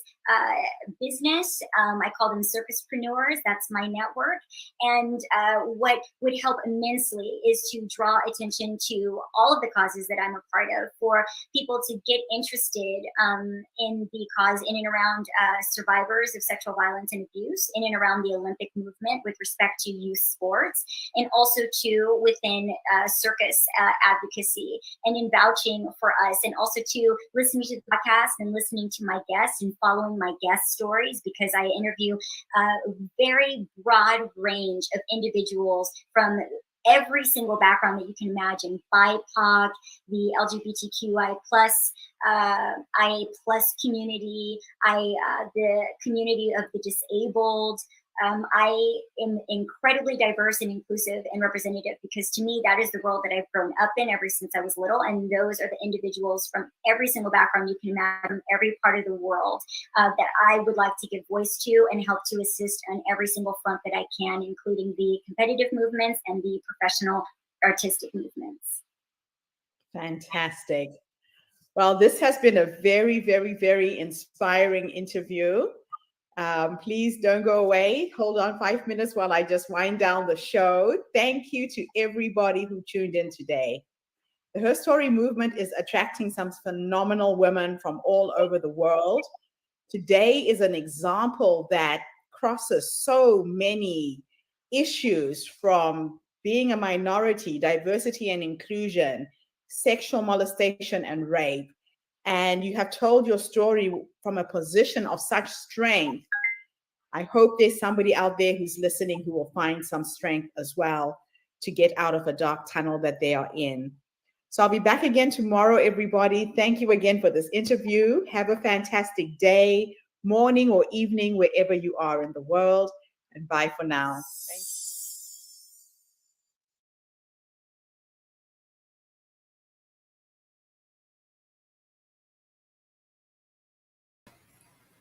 I didn't understand if I was there or gone, or I didn't want to do the same thing as she did yesterday by hitting the button to exit, or if I was still here, or that was fascinating. You know, my son was very interested in the circus, and he went to circus school, and he was a contortionist. Really? Yeah, and he loved it. He loved it dearly, and he went for about 3 years, and he decided, because I was a clown, I was a professional clown, so I guess he was kind of inspired.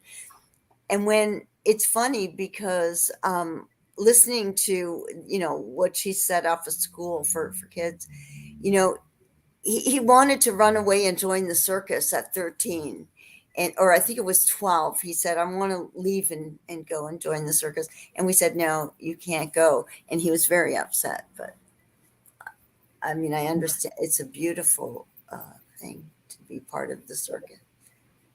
Wow, and her story was so powerful. I was following it the whole thing, you know, while that whole thing with Larry Nassar was going on. What's interesting also is that for, you know, those American, or those people who aren't Americans, or people who didn't follow that story, is the person she named was actually somebody who worked with him. So I actually found that interesting, because I'm sure there are others that were involved in that as well, that there was a whole slew of them going on. The media only talked about one. So that was pretty interesting. And the fact that she, you know, like, you know, just like Gertrude said, the way that she is turning that into being able to empower other people. Yeah. And, you know, and not, you know, marinate in that pain, because, you know, that's when we get stuck and we can't be who we are called to be. Yeah. Yeah. I feel, you know, that her abilities, I mean, you know, it was almost like when, you know, you have you're gifted with such an ability, and it's unfortunate when you're growing up to be a target for for people that, you know, are that you have to, you know, you're in that situation where you're vulnerable and you need their coaching, and then they abuse that privilege of you know, being with you, and it's just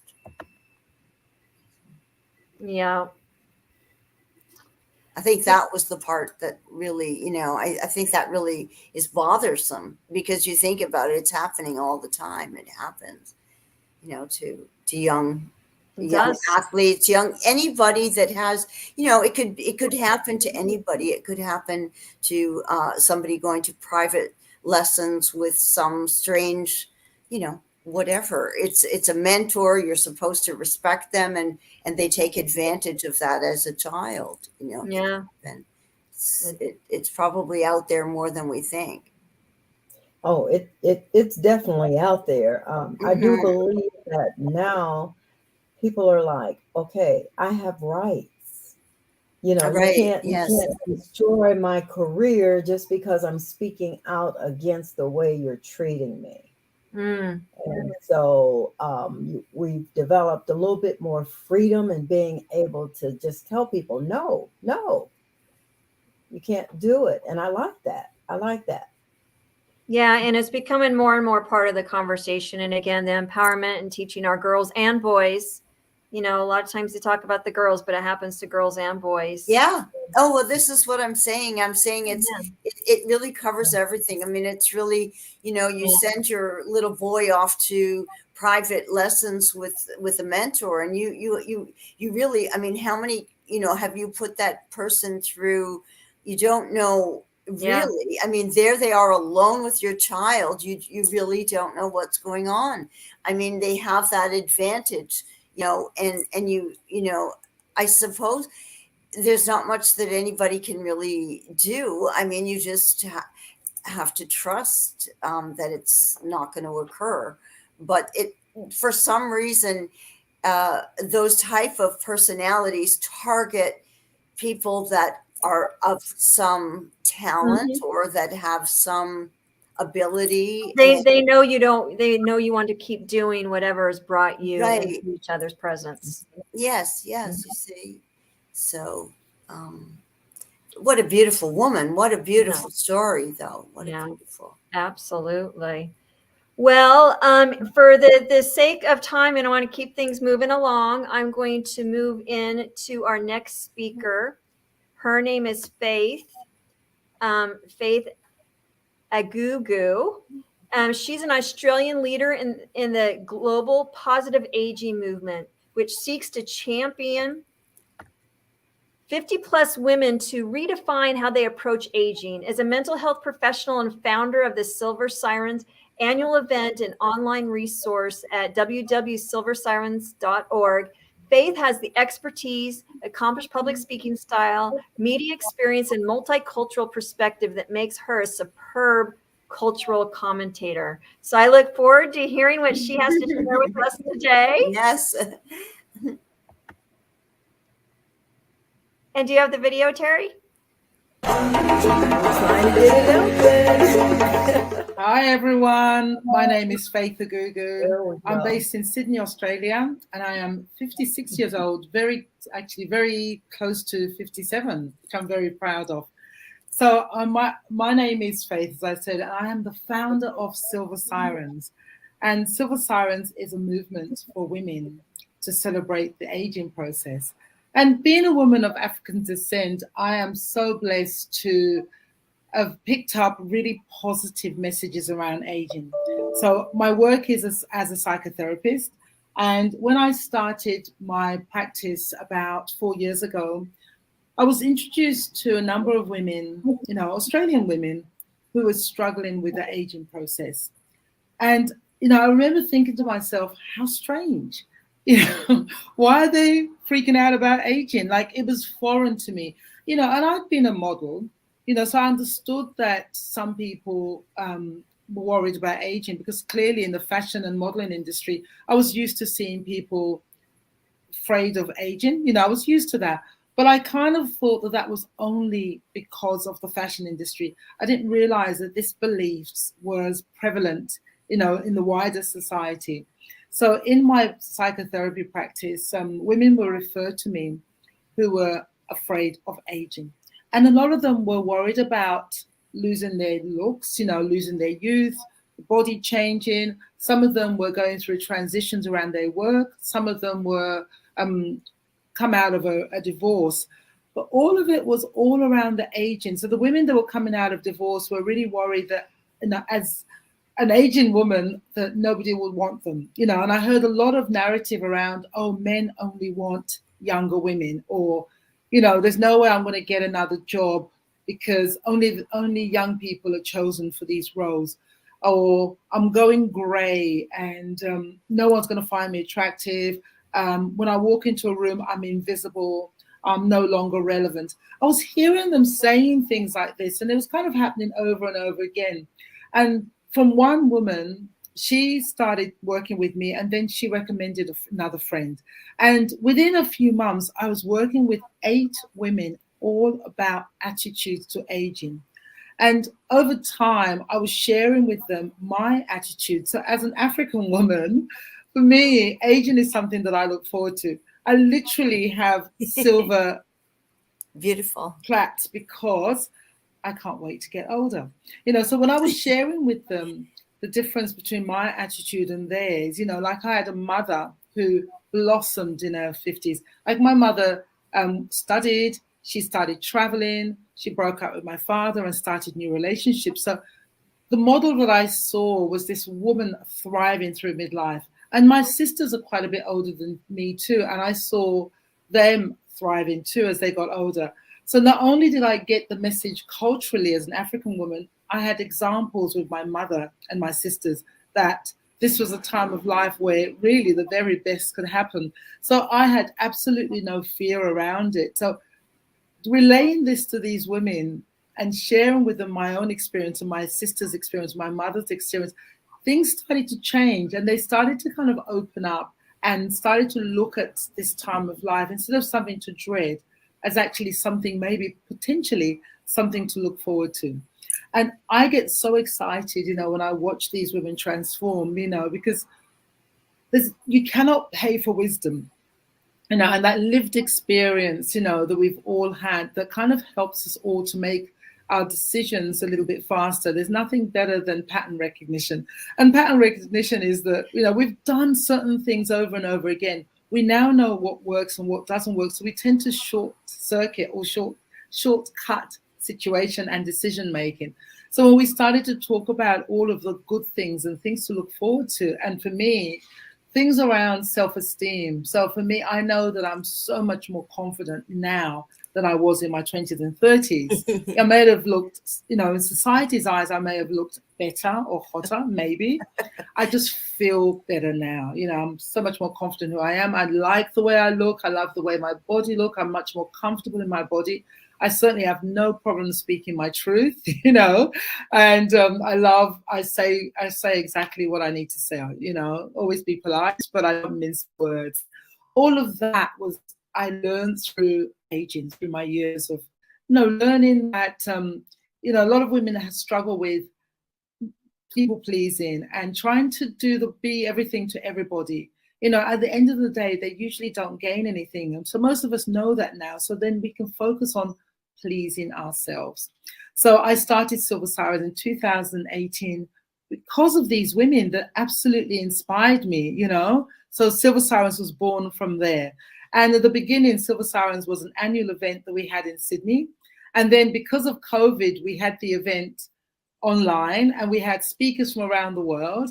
And then since COVID, the event is now hybrid, which means we have the event in Sydney, Australia, but it's also live streamed the same time online to right across the world. Thanks for joining me, Gertrude. Your story is just so fascinating, Faith, and you're so right. There's so many of us who cross that big 5-0 line, and we immediately go into fear. We go into self-doubt. It's like, what else has life got to give us? but it's the wisdom we have to tap back into, right? Yes. We've come this far. It's already in us. It's easy Yeah. for us to make those decisions. Now, a lot of women do struggle. Sometimes you've been married for years, your husband controlled the finances, now you're widowed, you're separated, you're divorced. What advice would you give to somebody in that situation? Yeah, and look, and there's many women in that situation, and I see quite a lot of them. In some of the Silver Sirens in the past, we actually had a session that focused around finance, and the speakers were all women that worked with women after divorce, and I think the first advice that I would give to younger women is to begin with is to say, always control your own finances. I know that we're talking about older women, but if there's any younger women watching this, I would say, as much as possible, keep control of your own money. Even if you have a joint account, have a separate account that's just for you. Because what we find is, I see it in therapy, the women are usually clueless around what the finances is. So what happens through divorce is the husband usually hides money in businesses and different projects, and the women are not even aware of what is actually available. So it's about awareness. I don't think there's any excuse for not knowing about something as important as your money. So take control of that, take responsibility of that. That's what I said. But if you're already in the situation and you've gone through the settlement and now you're left, and I've got friends in this situation, they're now left with rebuilding their lives because through the settlement, somehow they've come off short and they haven't really gotten what they should have got. So now it's about starting again. And some of the women I see, some of them drop into quite a deep depression and find it really hard to climb out of that. But the ones that I see that do well is they lick their wounds and they get back in and they find the talent that they have. Even if they've spent years and years at home, they've got talent. They've got a lot of talent. They've been running a household. Learning tools that most of us learn when we're running our businesses is not much different from that. So I tell them, you already have skills and this is how we can repurpose your skills, So, no matter how bad it seems, it's never too late to start again. And especially if they're around 50 or 60. Now, research shows that as women, we reach our creative and our ambitious peak around 65, between 65 and 75, which means we've got so many years to go. It's amazing. I know, I'm so excited about that. I'm 57 in a few weeks. The fact that my peak is around 65 makes me so excited. So I remind them that it's not too late. It's not over. It's not too late. Your best years are literally ahead of you, but you do need to work on your grief and then pick yourself up and get going. Yeah, no, I love that.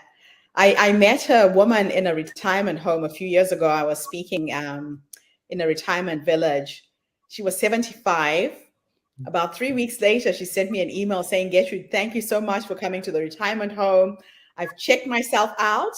She found herself an apartment downtown. She got herself a job and she went back into the workforce. But it's true, society tells you that at a certain age, you've got to retire, you've got to stop living. And it's really up to us as women to accept that or reject it. Yes. Yes. And I encourage us to reject it. Exactly. And the more of us who do it, the more other women can believe that it's possible. Yeah.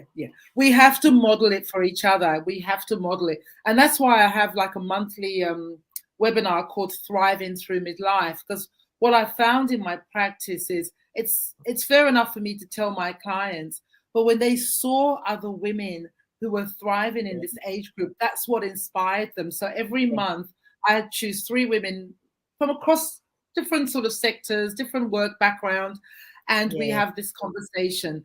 And just for the women to be able to see themselves in those women, they know that they could do it too. And that's what I get every month. If those women can do it, so can I. And that's the best thing we can do, is to model for other women, that this is possible. That is so true. Now, I know that one of your passion projects is centered around homelessness. women over the age of 50 globally are homeless right now. One, because of the issues we've just discussed, widowed, separated, divorced. Tell us about your project in Australia and how you got started with that. Okay, so just to clarify, as part of Silver Sirens, we do focus on a different charity every year. And the last few years, we've focused on Indigenous organizations. This year, though, because one of our guiding principles is that we champion, first we acknowledge that women 50 plus are in the fastest growing demographic for homelessness. We acknowledge that. And then we seek to align ourselves with the organizations that are working to change that. So this year, we've decided to work with an organization that champions women, or helps women around homelessness. So we haven't selected our charity yet. We're actually down to 3 now, because there's a few. We're down to the last 3, because I like to make sure that the values are really aligned with ours, So we're just going backwards and forwards. But the idea about homelessness, it's important to highlight that, because a lot of women feel a lot of shame because they've worked all their lives, and they turn around and go, look, I've looked after my family, I've sacrificed my life so that my husband's career can blossom, and now I'm in this space. A lot of women feel so much shame to even admit it, that they're homeless or they're struggling. I know lots of women have slept in their cars for ages before they'll tell anybody that they needed help, because of the taboo and the stigma, So I'm so excited about highlighting and spotlighting that this year, and really demystify it, and also to let those women know that they're not alone. The women, and it's really interesting, because some of the women that I've spoken to, they're middle-class women, so it's not just women that are low income, they're actually middle-class women, but they've lost everything. And, so it's important for us to talk about it, to support organizations that are working in that area, and to give those women a voice so they know they're not alone. Yeah, no, it's amazing. And I think the more we talk about it, the more women will come forward, the more they'll ask for help earlier rather than later. Yes. This is happening to so many of us. And I was almost on the brink of that. I lost my home, I lost everything, and was literally living in my car until a girlfriend gave me somewhere to stay. So we have to talk about these issues, and there's nothing to be ashamed of. No. So now, looking forwards, let me take you into your future. You're now 100 years old, and you're sitting in your rocking chair, reflecting back on this amazing life that you've lived. Your future self got you there. So let's imagine that it's an illusion. Time doesn't exist, and you can have a conversation with that woman. What would you say to her based on how you're living your life right now? What would she say to me? The 100-year-old me. What would you say to her? To my 100-year-old self? Yes. Okay. Yeah, I would be, what I would say to my 100-year-old self is that I am so proud of you. I am so proud that you never let those negative thoughts, those self-doubt, those episodes of lack of beliefs stop you or get in your way. I'll say to her, thank you so much that no matter how hard things were, you still got up and did the next thing. And look at what you've done. Look at the life. Look at the legacy you've created for all of these amazing women. Look at how many women behind you that you've lifted up, that you've pulled along with you, whose lives you've transformed because of what you've done.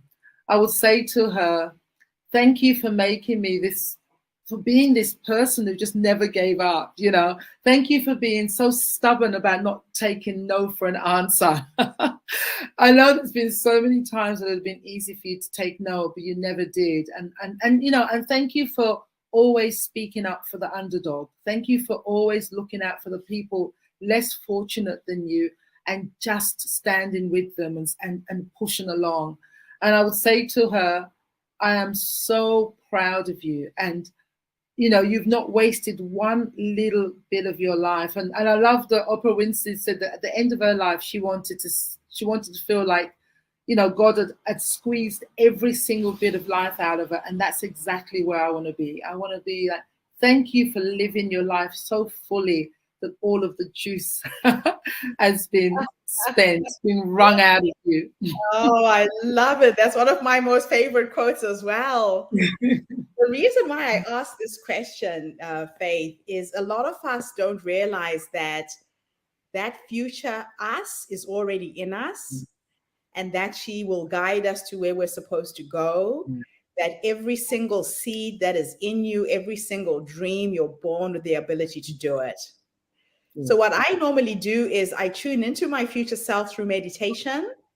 And when I get stuck, I just pray, I meditate, and I ask her, what is my next step?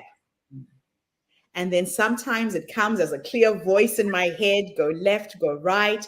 Or I'll meet somebody the next day who will say something that's connected to the thing I'm trying to sort out. And then I just share with other people what I'm trying to create, and they help me co-create it. Yeah, this is a message to all of you women out there. You are born with all of the knowledge, all of the knowings. They're already in you, and you can talk to your future self, and she will guide you there, wherever it is you're supposed to go. 100%. So beautiful way to end our interview. Thank you so much, Faith. It's always such a pleasure and a delight to talk to you and connect with you on so many levels. Thank you to everybody who's tuned in. If you are a woman over 50, Silver Sirens is an amazing, amazing platform where you meet like-minded women who are there to uplift, support, and inspire each other. Get hold of Faith. I'm going to put your website at the bottom of the screen, and make sure that you connect with her. You're on Instagram, you're on Facebook and LinkedIn. Am I correct? Correct. Now, what is your parting thought for today? I think I said it a little bit earlier on, but I'd love to say it again. It is never too late to start again. This is something that I hear people say all the time, and this can mean in all areas. It's never too late to find love again. It's never too late to start a career again. It's never too late to rediscover yourself again. It's never too late. I love it. So if you are holding back for whatever reason and you're needing some help, you're needing some support, Faith is here to help you. This is what she does professionally. Don't self-doubt. Don't hold yourself back. Check out of this life having wrung every juice. I love that. Every drop of juice out of you, and live a phenomenal life where you have no regrets. And even if you make a mistake and fail, I always say I would rather have tried and failed than go to my grave with regret that I didn't try. Yeah, me too. Oh, thank you, Faith. Have a fantastic day. Bye-bye, everybody. See you tomorrow. Bye for now.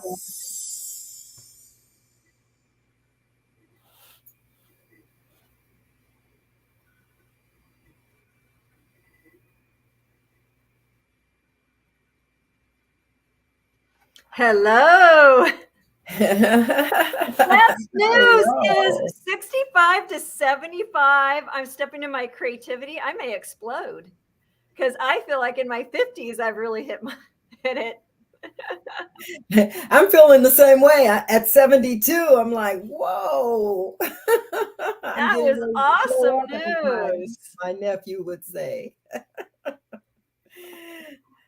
Excellent. Okay, great. Well, I'm very excited. We have Troya with us. If you want to unmute yourself, you can do that. That would be lovely. Welcome. We can't hear you. Yeah, we'll want to. Yep.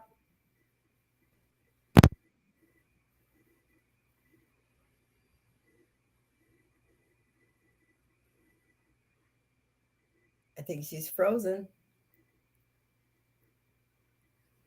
Yeah, I think she. Can you hear me? We can't hear you. We can see your mouths moving, but now you keep freezing up with funny faces.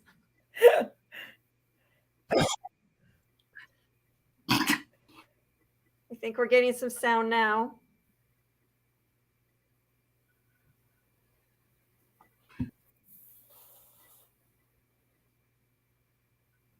Nope, still can't hear you. Can you hear me now? Oh, now we can hear you. Okay.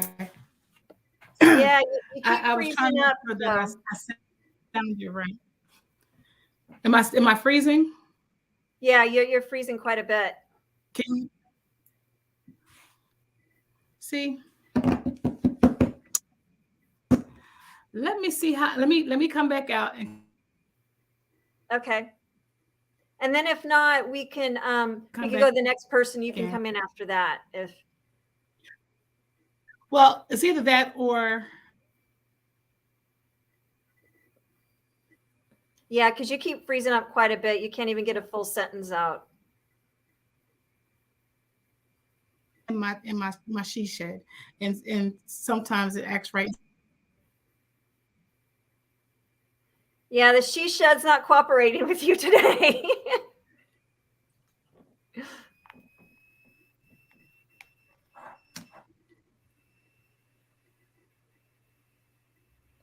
Is there another place you can go that has better reception?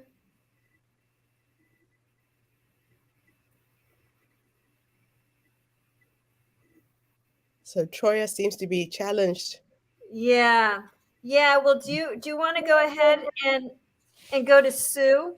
I've got her bio queued up. Do we have her video queued up? I'll line up her video. Okay. Thank you, Gertrude. So here we have Sue Tidwell. She had a life-altering trip to Africa several. Well, this is her story. I'll just read what we have here. She took a life-altering trip to Africa several years ago that changed her life as well as her perspective. Ultimately, it led her to writing and self-publishing a book, Cries of the Savannah, an adventure, an awakening, a journey to understanding African wildlife conservation. One might not consider conserving African wildlife to be a social justice issue, but it is definitely is. For wildlife to thrive, people must also thrive. I've committed she's committed her own money in the last 4 years of her life full time to getting this important message out.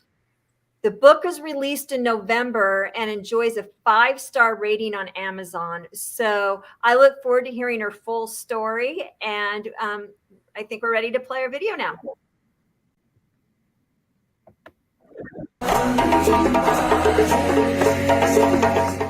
Hi, my name is Sue Tidwell, and I live in rural Idaho in the United States. And I'm 60 years old, and I have just completed my first book. And I had no intentions of writing a book. It was never on my plans, but sometimes life takes you in certain directions, and that's what happened with me. I'd always dreamt of Africa. And my vision was, a photo safari park and driving through and seeing all the animals and going back to a nice, safe, secure lodge. My husband had other ideas. He wanted to go on a safari deep in a remote section of the Tanzanian bush and where there were snakes everywhere and lions outside the tent. Quite honestly, it scared me to death. It wasn't what I had envisioned. And another problem that I had that I was concerned about was that my husband was planning on hunting some animals. He's a hunter. I understood sustainable use in America, with deer and elk and turkey, but I had a harder time grasping it for the exotic animals of Africa. So I was really troubled by that. All in all, I ended up going to Africa. And as scared as I was, and I'll be honest with you, I was scared a good amount of the time, but it was also the most exhilarating, most fantastic, life-changing experience that I've had in my entire life. I went to Africa because of the wildlife, but what ended up capturing my heart was the people. I fell in love with the people of Tanzania and of the Simba camp. We had 21 people in camp with us to take care of 4 of us. So I just came to know them as friends, and they shared their culture with us. I just came to understand how hunting, whether we like it or not, the sustainable use of resources is so important to them. If people can't thrive, the wildlife won't thrive. They're tied together. Conservation is as much a human rights issue as it is a save the animals issue. You can't separate one from the other, especially in places like Africa with the rural people. I just learned so much. I became friends with Lillian, our game scout. They send a game scout with every hunting party to make sure everything's done legally and everything's recorded. And our game scout happened to be a young female who could speak pretty good English. We developed a great friendship. She taught me so much about the country and about the people and the animals and about poaching and how much hunting helps alleviate poaching and how they protect the national parks with hunting concessions.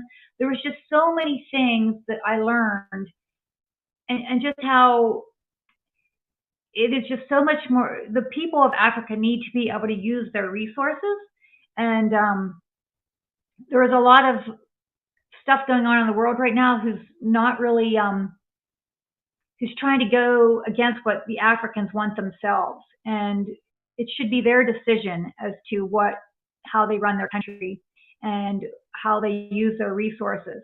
And so my love of Masimba Camp and the people there and Africa evolved into a book. I made a promise to Lillian before I left that I would try to help the world understand how critical the sustainable use of wildlife is and how wildlife is tied to the people thriving as well. So I made this promise. I didn't know exactly at the time how I was going to fulfill that promise or what that meant, but it evolved into this book, Cries of the Savannah. So it's a fun adventure that takes you into the wilds of Africa, and you'll get to know the people of Masimba Camp. You'll get to fall in love with them like I do. You'll hear their stories, and you'll get to learn about the animals, and you'll get to see the other side of animals, how dangerous they're to live with. You'll hear the good things, but you're also going to hear stories of things that we don't consider from our living rooms, of how it's like to live with these animals that we adore from afar. So I just always want to encourage everyone to go outside of their comfort zone. If I hadn't stepped outside of my comfort zone and overcome my fear, I would have missed out on this whole opportunity, a life-changing experience. I can't even say enough how the cries of the savannah will change you. When you're laying in the tent and you hear the lions roar at night and the hyenas and the hippos, you'll hear their bellowing, and the elephants going through camp. I mean, you're scared to death, but you just feel it's just so enlivening at the same time. But we have to recognize that those animals we love are not always easy to live with. We have to find a way that works for the people of Africa too. And that's, I think, what I learned more than anything. But so my book is basically, the Cries of the Savannah kind of has a double meaning. It's the cries, the literal cries, because I call it the African Symphony. Every night was a little different. Some nights you'd hear a leopard barking. Sometimes you'd hear, almost every night you heard leopard or the lions and the hyenas. But every night was just a little different. So we call it the African Symphony. So every night's symphony was a little different. So the Cries of the Savannah is a takeoff on the literal cries of the Savannah, and then also the cries for the world to understand. So I just encourage people to step outside your comfort zone and open up your mind and look at viewpoints from another viewpoint, because you might look at things totally differently. I know it did me. It changed my life and how I felt about things. Africa was life-changing for you. A lot of people who've never been there are not quite aware of the intricacies, the challenges that people experience on the ground. What was the 2-3 things that really hit you that you didn't expect when you got there? Well, I'd say the most amazing thing that we take for granted is just water. I mean, water I mean, we literally got our all of our water out of a 3-foot hole in the ground. It was a dry season, so they had to dig a hole in the riverbed, and the water seeped up through the sand, and they would scoop it out by the canful, literally, put it into bigger containers, carry it, heat it over a fire, carry it up a ladder into a tank underneath our tent, just so we could have a shower. Of course, once you find out what's all involved, your showers get a lot shorter. And I tell you, it changes you as far as you can't even brush your teeth now at home without thinking about the water you're wasting if you don't turn off the water. And you start feeling guilty if you get too long of a shower, even here, even once you're home. So the water was a major thing. And just that all your chores have to be based on the safest time of day and keeping your safety in mind. Like, you don't want to, certain things you don't want to do in the morning or that evening, even though that would be the best time to do it as far as coolness goes. But that's the most dangerous time because that's when the lions are active. I couldn't even go. I would like to go over to the hippo pool and watch the hippos. Sometimes we had a little time in the afternoon, and I'd want to sit by the hippos, but I couldn't go without a guard. I mean, I had to. I thought I was safe from the hippos because I was up on the hills, but they said, "Well, Sue, the lions come in. The other animals come in to drink, and the lions come in because they come to drink." So they had to send me with an armed guard. I mean, just things like that you just never consider. Yeah. So I've been living in New Zealand for the last 21 years. And New Zealand is one of those islands that has no snakes at all. And each time I go back home now, I actually forget where I am. In Zimbabwe, there's snakes everywhere. Yeah. And when I normally go into the village, I'm walking in the bush and people think I'm just crazy because I'm so used to not having to be aware that there's something else that's walking in the grass with me. So I can so relate to the whole issues of personal safety. Now, snakes is one of the things I was most afraid of. I mean, it's terrifying the amount of deadly snakes over there. Yeah. Very, very fascinating. It's not every day that I get to meet somebody who's been to my continent. It really excites me, and I'm really grateful that you are sharing this experience with other people through these videos and through your book. So if there was somebody who's listening to us right now, who's hesitant about going to Africa, they're fearful, there's a lot of stories that come out of Africa that paint a very negative perception. Based on your experience, what 3 nuggets of wisdom would you give them? Oh, I just say, if you have an opportunity to go to Africa, get over your fears and just do it. I'm not saying you don't maybe do a little research, see what's happening in different countries, but there's a fear I think that people have that's, I mean, I'm not an expert, but I was greeted so warmly, and as long as you go with a reputable place and they meet you at the airport, they take you everywhere, I never felt unsafe in that way at all. I mean, I feared for snakes and I feared for lions, but I never feared for anything else. I felt very well taken care of. The people were very warm and loving and giving, the ones I met, at least while we were there, and we were there 3.5 weeks. So, but it doesn't hurt to research, I guess, a little bit, make sure where you're going, but don't pass an opportunity to go. That's wonderful. Now, if time was an illusion and I could teleport you into the future, and you're going to have a conversation with the 100-year-old you, based on how you are living your life right now, what would you say to her? I think I would be very proud, and just tell me, keep it up, even though it's very difficult at times. Because as a self-published author with not a huge following, and my first book, it's difficult to get it out in the world, and it's a lot of work, but it's doable, and I'm working really hard to give the African people a voice and for people to understand Africa and its people a little bit better.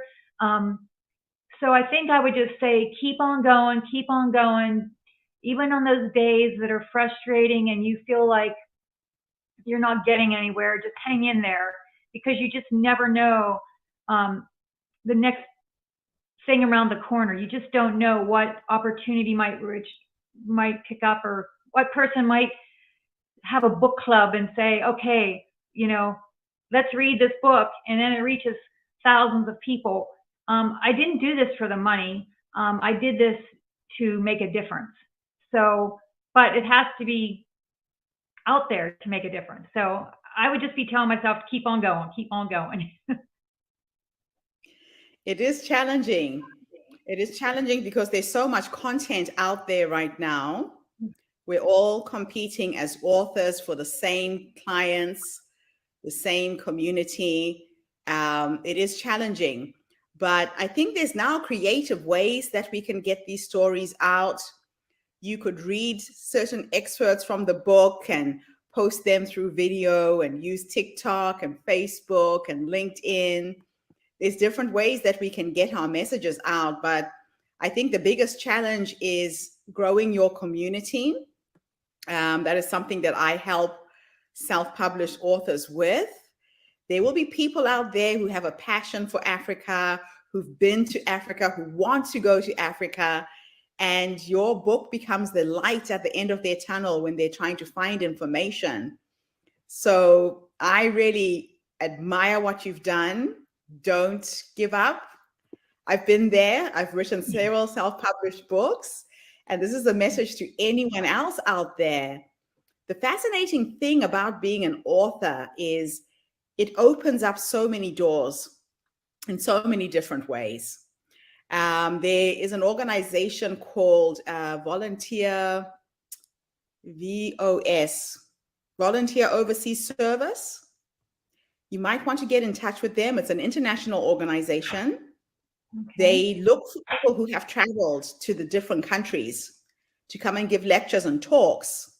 And you can do this online. You're connecting with a community of people who already have a passion to travel and want to hear from somebody who's been there and done it. I spread my book through Rotary clubs. So you might decide that a percentage of your sales will go to support the women in the village where you visited. Rotary International is what made my book a bestseller. If you go onto rotaryinternational.org, you can put in your zip code where you're living right now. You will find hundreds of Rotary clubs. They look for speakers every single week. I'm a Rotarian. People either meet in the morning at 6 o'clock for a breakfast meeting, they meet at lunchtime, or they meet in the evening. So I can guarantee, Sue, just in the town where you're living, you will find 10 to 15 clubs, and they're looking for speakers every single week. So just go onto their website, tell them you had a trip to Africa, you want to give a percentage of your proceeds to a philanthropic, a give back to the village where you were. And I ended up becoming a Rotarian. I used to sell 100 copies of my book a month just through Rotary clubs. Lions International is another one.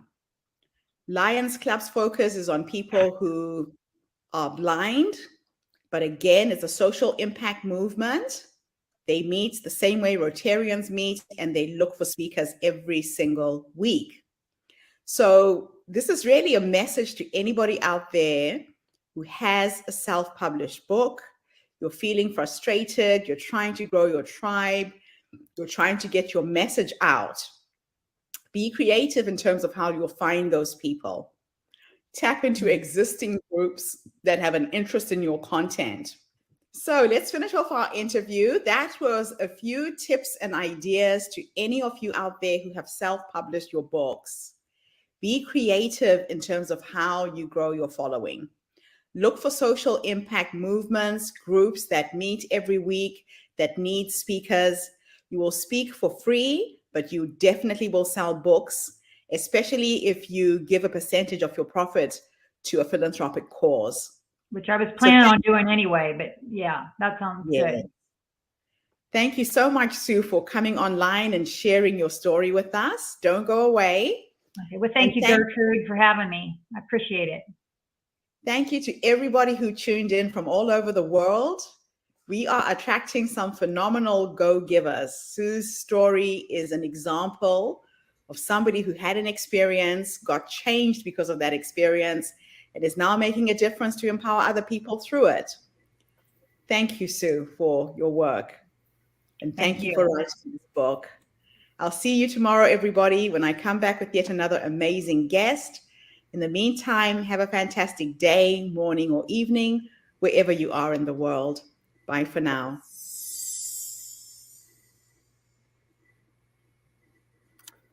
Wow, that was great. It was my first trip to Africa. I'm a city girl. So it was like, I'm going where? On a safari? It's starting to get dark. Aren't we going in? You know, but I enjoyed it. I really enjoyed my trip. Yeah, it was, I've actually never been to Africa.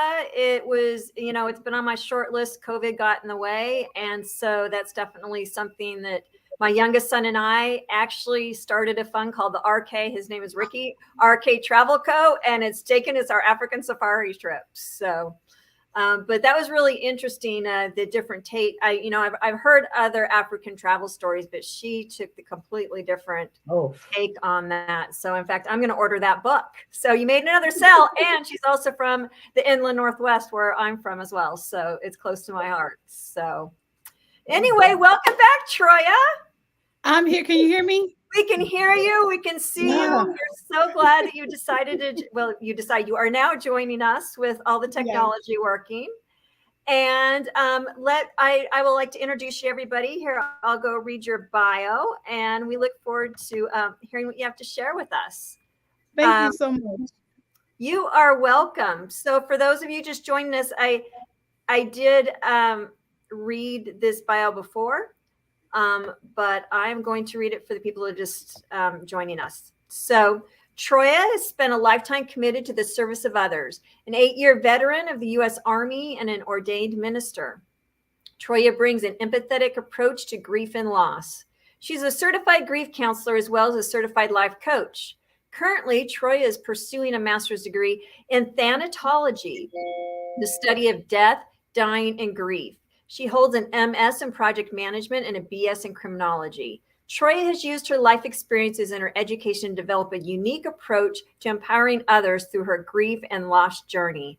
As a grief coach, author, and speaker, Troya provides her clients with a practical path from loss to recovery, enabling them to become whole in order to fulfill their purpose. So I'd like to hand the floor over to you, Troya, and share your story.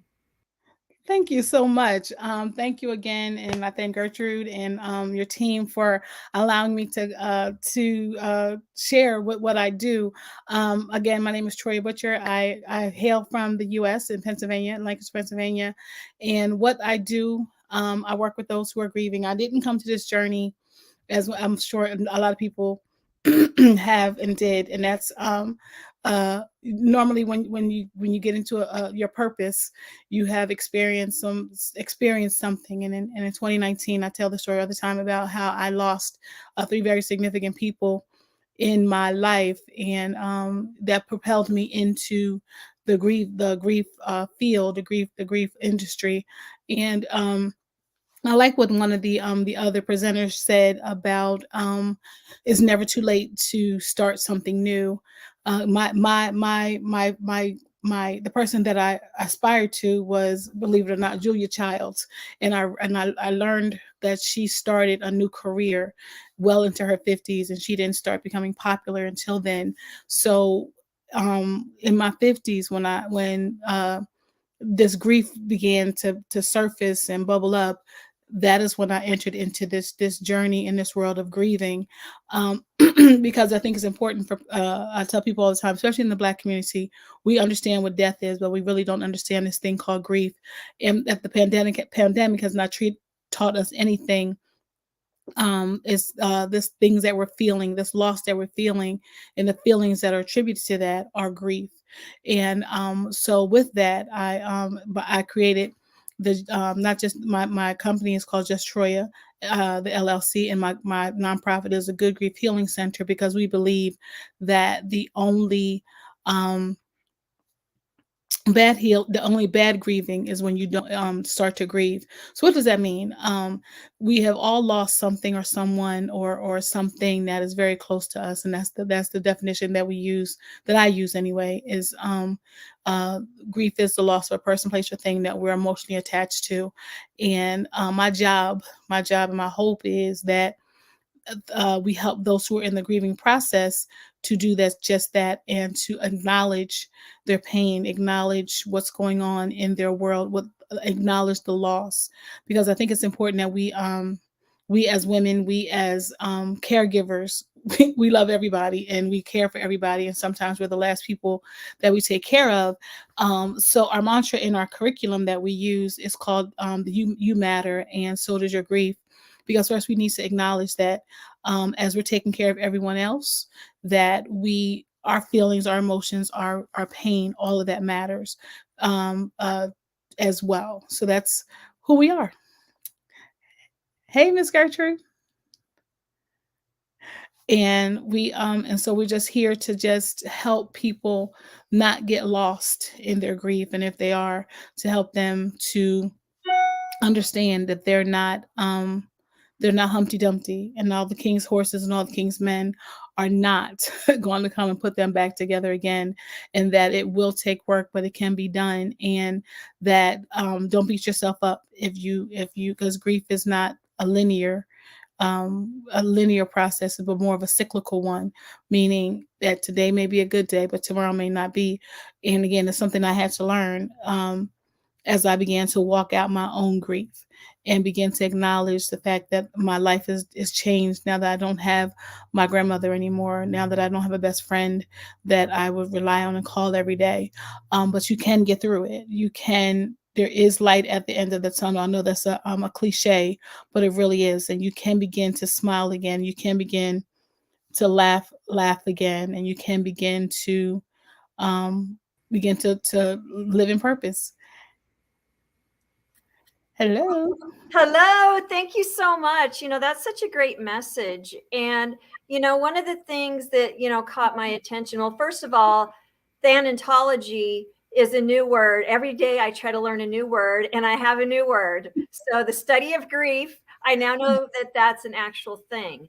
It's an actual fellow in a certification, yes, and a master's program, yes. Yeah, and congratulations to you for leading the way, because with what's happening with demographics right now, I can only imagine that this is an area that's going to become bigger and bigger. And are you starting to see some shifts in that there are more people coming into this, and there's an increased awareness with that?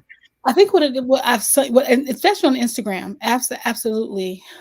There's a lot of people that are talking more about grief, but I think that the what I try to do, because just because you're talking about it, I believe in action, and because when I came into the space, this was pre-pandemic, of course, and I knew that if I was feeling this way, that there were others. Especially, I'm a preacher's kid, so we saw death all of my life, but we didn't. Okay.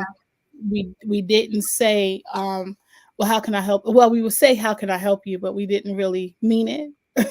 and we weren't comfortable. A lot of people aren't comfortable in helping others walk through the grieving process.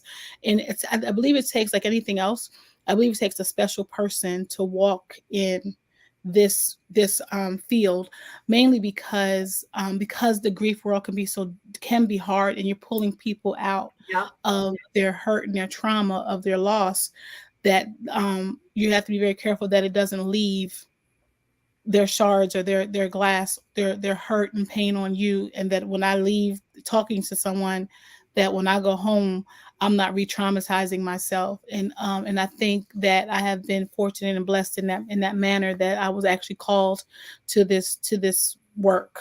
And it is this work, and that's a whole nother story. That goes back to the roots of my name. I believe I told Gertrude about it many years ago. And what's that? You open the door. I did. So again, my name is Troya. My parents found my name when they were first married, and they were living in Omaha, Nebraska. And I tell the story. I mean, I don't tell it often, but it was a family. Now you're telling it on an international stage. But it's okay because it makes sense. Because I, like I said, with me being a minister, I have no problem sharing my faith as well. Jeremiah 1:5 says, "Before you were born, before you were in your mother's womb, I called you." And that is the truth, because my mother found my name 2 years before I was even born, and my brother came first, and she still held on to that name. So I tell her now, I said, "Mom, you called me to an existence." But they would never tell me where they found the name. They said I had to go to Omaha, Nebraska to find out. And of course, I wasn't going to go to Omaha, Nebraska to find out. But the internet and 30 years later helped me to understand where my name came from. And I was talking to somebody at work who lived out in Omaha, and I said, "Yeah, my name came from out there." He was like, "Yeah, Troy's funeral home." I was like, "Excuse me?" So, oh my! Talk about speaking into existence. Right. Wow. Right. So and then my father loves to say, he said, "Well, Troy's not just a funeral home; it's a Italian. It was a judge named Judge Troya, and that was his last name." So it was amazing to see the advent of the internet, to go out and search my name in Omaha, Nebraska, and I was everywhere. My name was everywhere, because it's very hard, because I was like, there were no Troyas growing up, and I wasn't named after my father. So but it wasn't until after I had those significant deaths in 2019 that I began to walk into what I was born to do, and that was to work with people who are grieving. Because I've always been that type of person that I don't believe that I go through things by myself. Even when I went to the military, I had to come back and tell somebody. When I had cancer, I had to go back and tell the story. So if I was feeling this way, in my grief, in my hurt, in my pain, in my loss, there was someone else that was going to do the same thing. And unfortunately, in my community, in our community, the Christian, not just the African American community, but the Christian community, we don't talk about grief. We do a really good job. I'm in the community, and it's, and it's really too sad, because I actually had a cancer story myself. And, when I got the diagnosis, I thought, well, I'm going to either be delivered, or I'm, going to go to heaven, and I'm cool with either one. Everybody else, particularly my Christian friends, were not comfortable with that.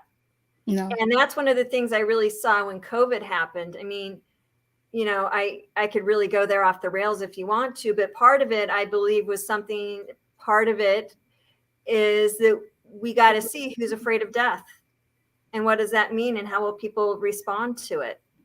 Right. And people were, for the first time, faced with their actual mortality on a grand scale. And it was either you run from your fears or you embrace your fears. Right. And the truth of it is, being, again, in the Christian faith, we always talk about we have a mansion in heaven, and we always talk about heaven, but we forget that there's a key to get to heaven. It's not just I believe in Jesus Christ, but it's also you have to die to go to heaven. We all owe God a death. We're all going to leave here some way. And again, I agree with you, Karen, that people had to really understand their own mortality, because COVID didn't care. It took whom it wanted to. It wasn't discriminate about anything, our color, our race, our gender, anything. Board, yeah.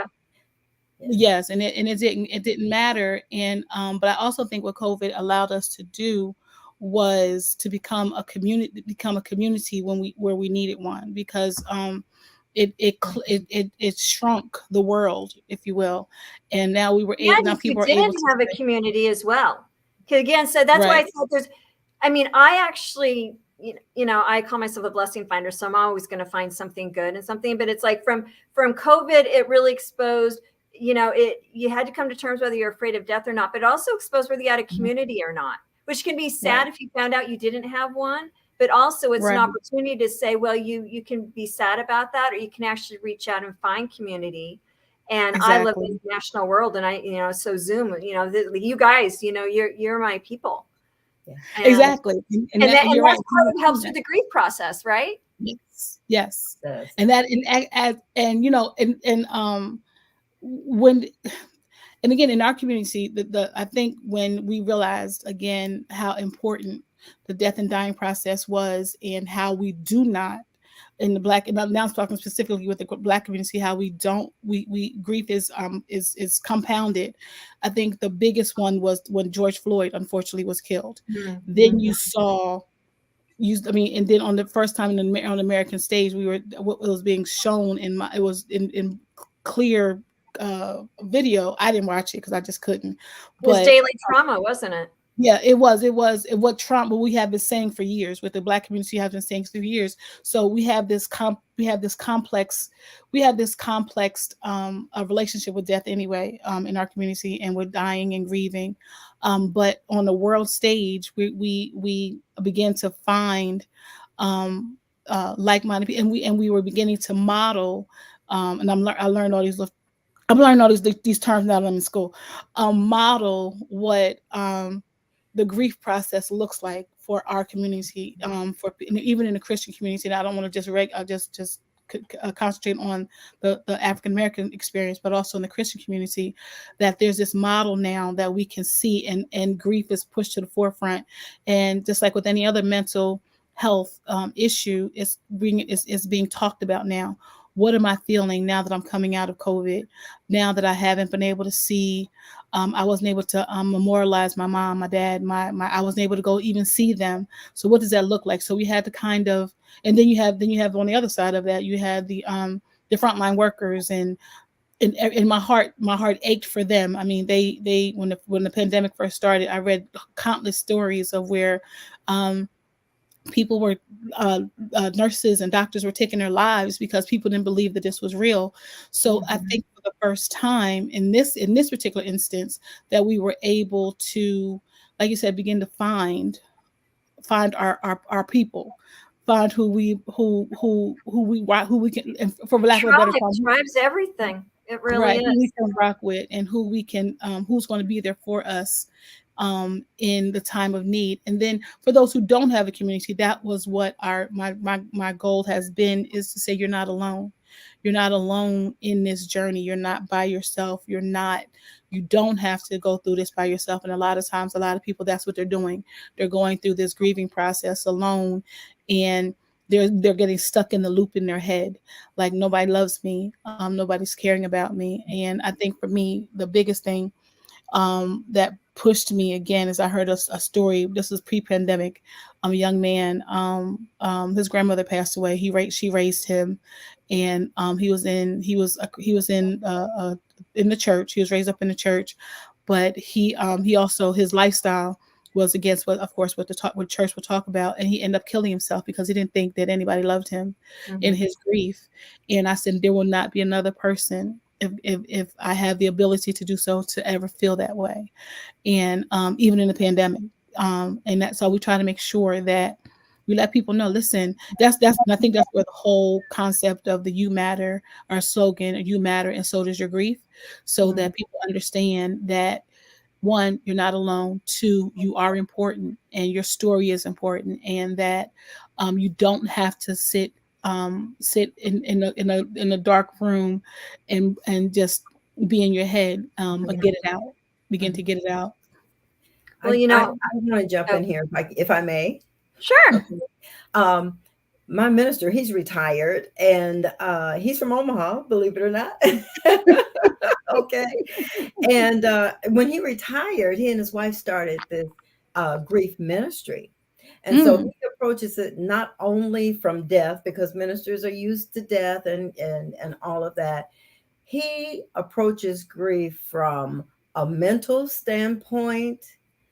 You can grieve after losing your job, from a relationship, anything. And so he approaches it from that as well, because everybody's like, I'm okay. My mother died, I'm fine, that kind of thing. But then with the COVID, everybody was losing their jobs, and mentally nobody was really ready for that. Right. And so he's been approaching it from that, and he's on a talk show, and he teaches it in one of the universities. And so, you can just add to that all the things that are going. Grieving is not always death, but No. it is death of losing a job. It's a loss of something. Yeah, it's the loss. Mhm. Yeah. Well, and another ones is Yeah. often, if you have a child who's gone off a path that was a lot different than where you thought they were going to go. Oh, yeah. That was my That's personal right. experience. Yeah. Yeah. Yes. And I actually grieved the loss of that dream more than I actually did the grief of my own father, Oh, wow. because Wow. it was just so dramatic. And Yeah. fortunately, I have a good tribe. So I had somebody like Troya who was able to help me through that and recognize that that was a death. That really was a death. Mm-hmm. And It it's okay. is. And I'm sorry, go ahead. No, I'm done. Go ahead. Yeah, and because I mean, in the midst, and I didn't put that part in the midst, because somebody asked me, I said, Troy, do you only deal with people who have died? I said no, because that's unfair, because you have people who have pet loss, and it's unfair of me to say that my loss is greater than yours, and that's unfair of me to say. And trust me, in the midst of losing physical death of people in 2019, I was still fighting and preparing to have to get custody of three of my grandchildren. Yeah. So I'm raising I have 6 grandchildren. I'm raising 4, but then you get a phone call and say, "Hey, this is what's getting ready to happen with your grands," and so you had so what I thought would be my life. Of just one child and raising that one grandchild is I say it also. I say God has a joke, and I don't, and I wasn't privy to the punchline.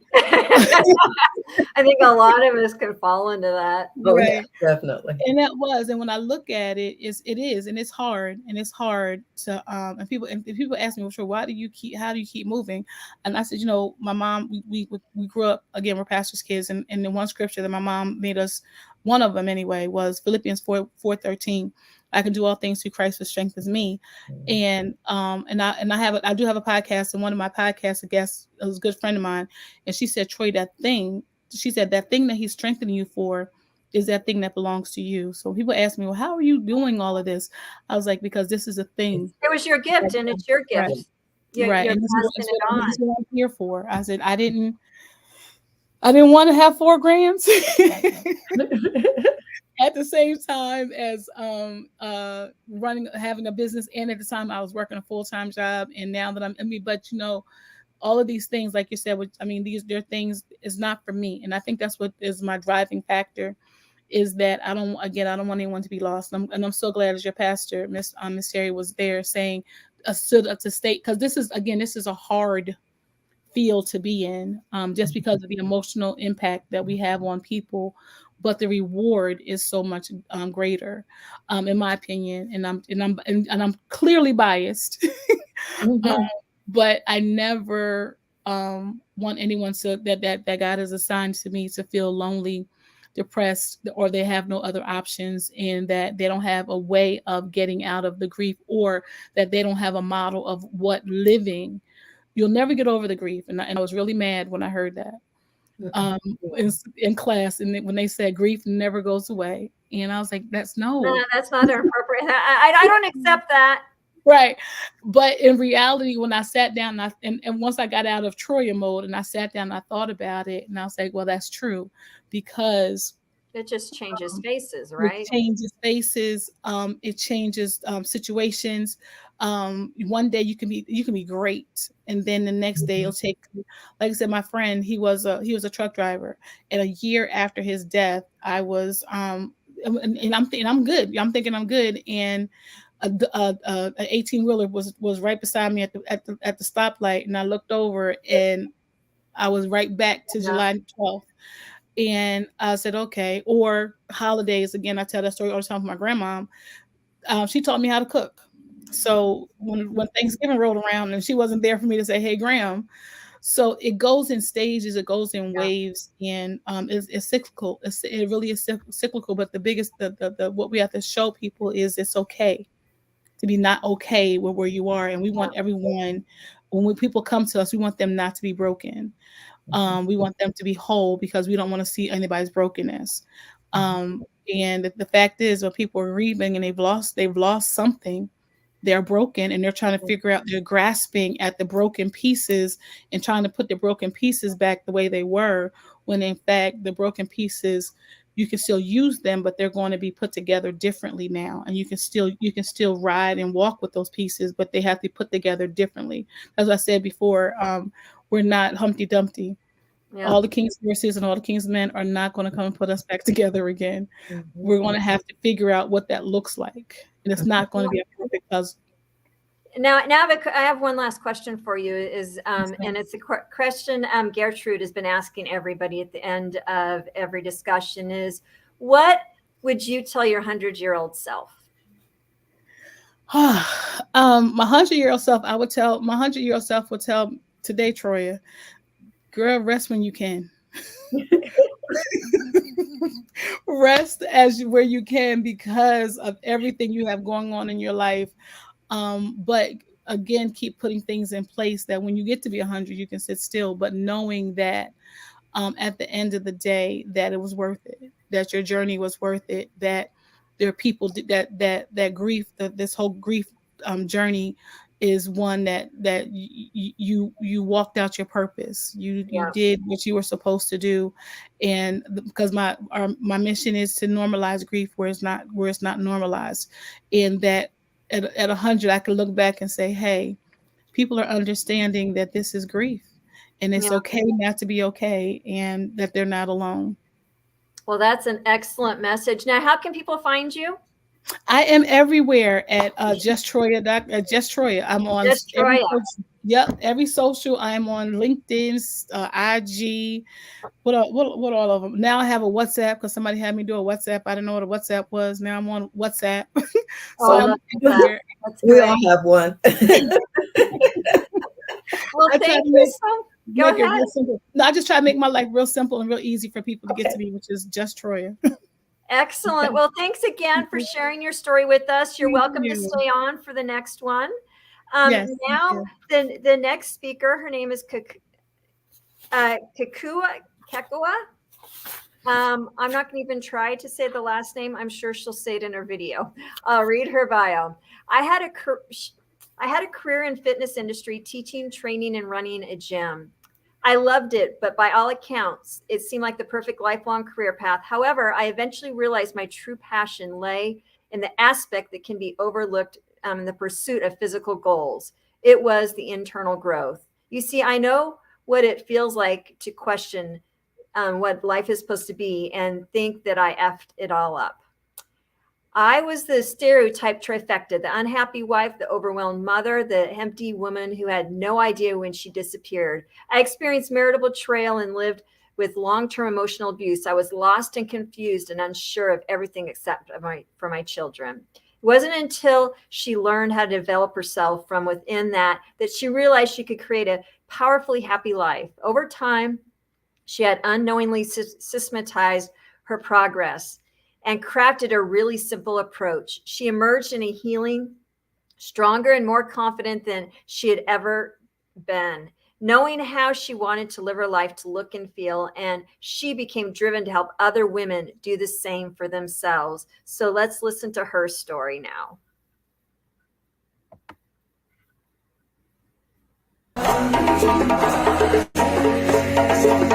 Hi, Gertrude. Thank you for having me. My name is Kekua Kobashigawa. I'm 43 years old. I am from and live in Hawaii in the United States.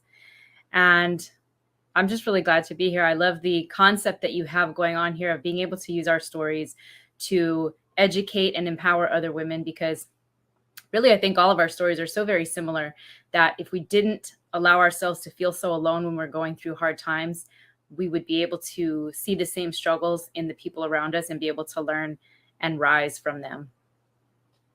So my story begins, I would say the beginning of my path that gets me to where I'm at today is my divorce. I woke up almost exactly 13 years ago. It was sometime in April, and my closet was halfway empty because my husband had come home during the middle of the night. He had cleared out all of his stuff. And so I woke up to seeing this empty closet, and we talked on the phone and we argued back and forth. And we kind of danced back and forth between separated and not separated for a little while. But eventually, obviously, I'm single now. So the divorce did go through. And it was the most betrayal I had ever experienced. It was the greatest betrayal. The only person at that time who I believed I could really trust for the rest of my life, had been unfaithful, had come to the decision that that was where he should be. And he took off running with that. So that triggered me into personal development of my own, because the initial instinct was, what did I do wrong? What had I done? Where was I not looking? What was I not paying attention to? And I really started to examine all the ways that I was at fault, which, of course, two people are in a relationship. I was at fault, but I was not only at fault. And over the course of that year that followed, I learned how to be critical of the decisions that I make, to really examine them and make them intentionally. Are they going to benefit me? Are they smart choices to make? Or am I acting on emotion? Am I taking responsibility for myself, or am I shirking it? Over the next course, that's the course of the next year, that was the development that I had come upon. And I had joined a gym for the first time in my life. It was a unusual experience. My father had been in the military, so we always had equipment at home. I never needed to find a facility. And when I got divorced, what I needed to find was community. What I needed to find was something that occupied my time. And I had joined the YMCA. They had child watch, so my children had a little community. And that was the domino that led to everything that I have right now. Every person in my life is a person who I came to because we had some kind of a connection through the gym, whether that was because we both liked the same format of exercise, or we just got to know each other, we were friendly, or our children knew each other. Every person in my life that cares about me and that I care about right now came from the YMCA. Through that, I joined the fitness industry. It became my career. I loved it. It was incredible because I had always loved movement. I loved dance. There was this new format called Zumba, which is now, world famous. At the time, it was kind of taking off, and it became my lifeblood, honestly, for a couple of years. It was my sanity. It was how I went about finding love for myself again, was through movement. My children had their community. They were active with their friends, who fortunately were also the children of my friends. So we had the greatest community that we could have had, really. We had all similar interests. And from that fitness industry career, I came to a point where I wanted to have representation in my clothing. I wanted to have clothing that fit everything that I loved, because there's a bit of a dichotomy in the fitness world where you're either a strength-based person, you like to lift weights, or you're a cardio-based person. And I was on that line between the two of them. I liked both, and I wanted clothing that could reflect that. So I tried starting a business with my now ex-boyfriend, and it was through starting that business that I discovered actual personal development. So I had learned some personal responsibility coming out of my divorce. A couple of years later, I discovered actual personal development, which I hadn't known anything about prior to that. And my first mentor from a distance was a man named Andy Frisella. He formed a community called the Arete Syndicate. And through that, I developed myself. I became a better person, a stronger woman. I went into leadership in the gym. I was running my own gym at that time, not gym that I owned, but the gym that I belonged to. And everything that I'm capable of now is because I found that later life education of personal development. As I developed myself, and the coaching that I gave to my clients and my students within fitness developed with me, I came to a point where I realized that I liked seeing the light of potential turn on in my clients' eyes far more than I cared about fitness changes, because I knew that I could help them lose 20 pounds, fit into these jeans, do all those fitness goals, I could help them find them. But if I didn't address the things that made them need my help in the first place, to me, I felt like I wasn't actually giving them true help. I was putting a Band-Aid over whatever it was that caused them to need help to love their bodies. When I came to that realization, I thought back on all the development that I had received. So the mentors that I had from a distance, the mentors that I had in person, and I realized that they were all men. As I examined the personal development industry, it is primarily dominated by men, and they're incredible men. There's so much value that you can find in it, but there's a lot in the female experience that a man can't express, that a man can't understand. And I came to a realization that I could be upset about that. I could be sad that other women wouldn't find the development that they needed because there wasn't a voice that they could identify with, or it could be the voice. I thought that I could either complain about it or I could become the resource for other women that I had received. And that was the trigger that led me to Here and Now, which is using the story that I went through, which over the course of the last 15 years has involved what so many women experience: betrayal of my spouse, a sudden divorce.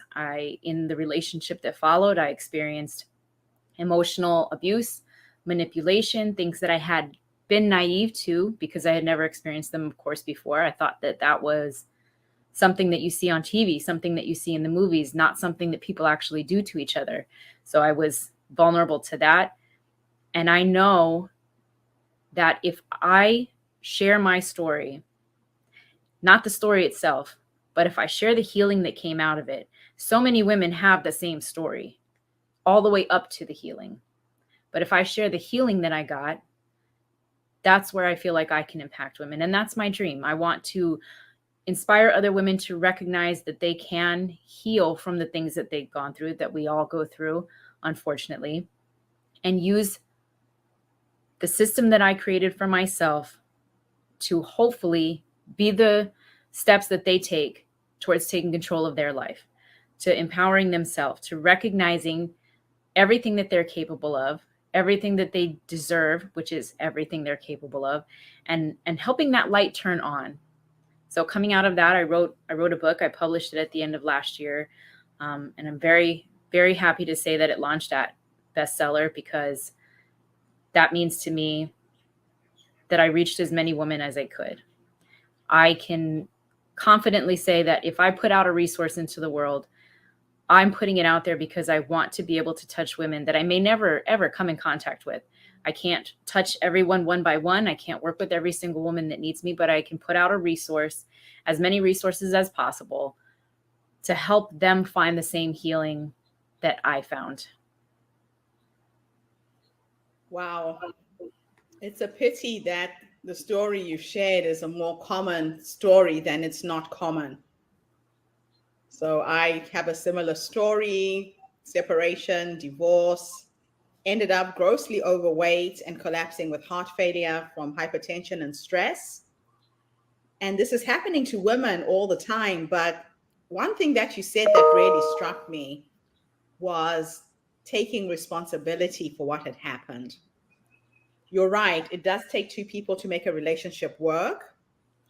So if I could take you back to that younger you, that young woman, and you could have a conversation with her based on what life has taught you up to this point, and you could give her 3 nuggets of wisdom about taking responsibility in a relationship from what you've learned from your experience, what would those 3 nuggets of wisdom be? I think my first nugget would be recognize that you're unhappy, because truthfully, both of us were unhappy. We, happily married people truly don't end up in that place. There were problems along the way. There were symptoms and signs.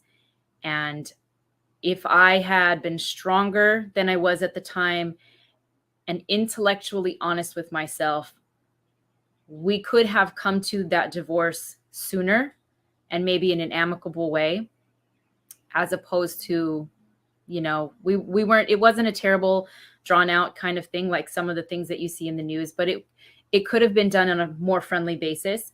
And if I had known and understood my own self and the differences between us, I could have been honest with myself earlier and recognized that that was going to come, and we could have done it earlier, perhaps even before we had children. The second thing that I would tell that young woman is that she's far more beautiful than she feels, and that the world will see that if she sees that. And that really that's going to be the key to everything. I think the underlying basis of self-love is self-respect. And when you have those two things, you show up in the world in a different way, and the world treats you the way that you deserve to be treated, the way we all deserve to be treated. I love that. I really love what you've just said. Sometimes we don't see our own value, and we are our worst critics. We literally would say things to ourselves in our own heads that you would never say to a friend. Oh, yes.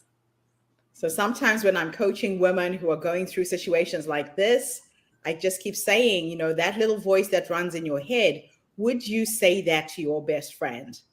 If the answer is no, we need to change that inner dialogue that is inside us. We are our worst critics. So in your coaching, you talk about emotional coaching. Mm-hmm. Tell us a little bit what that's all about.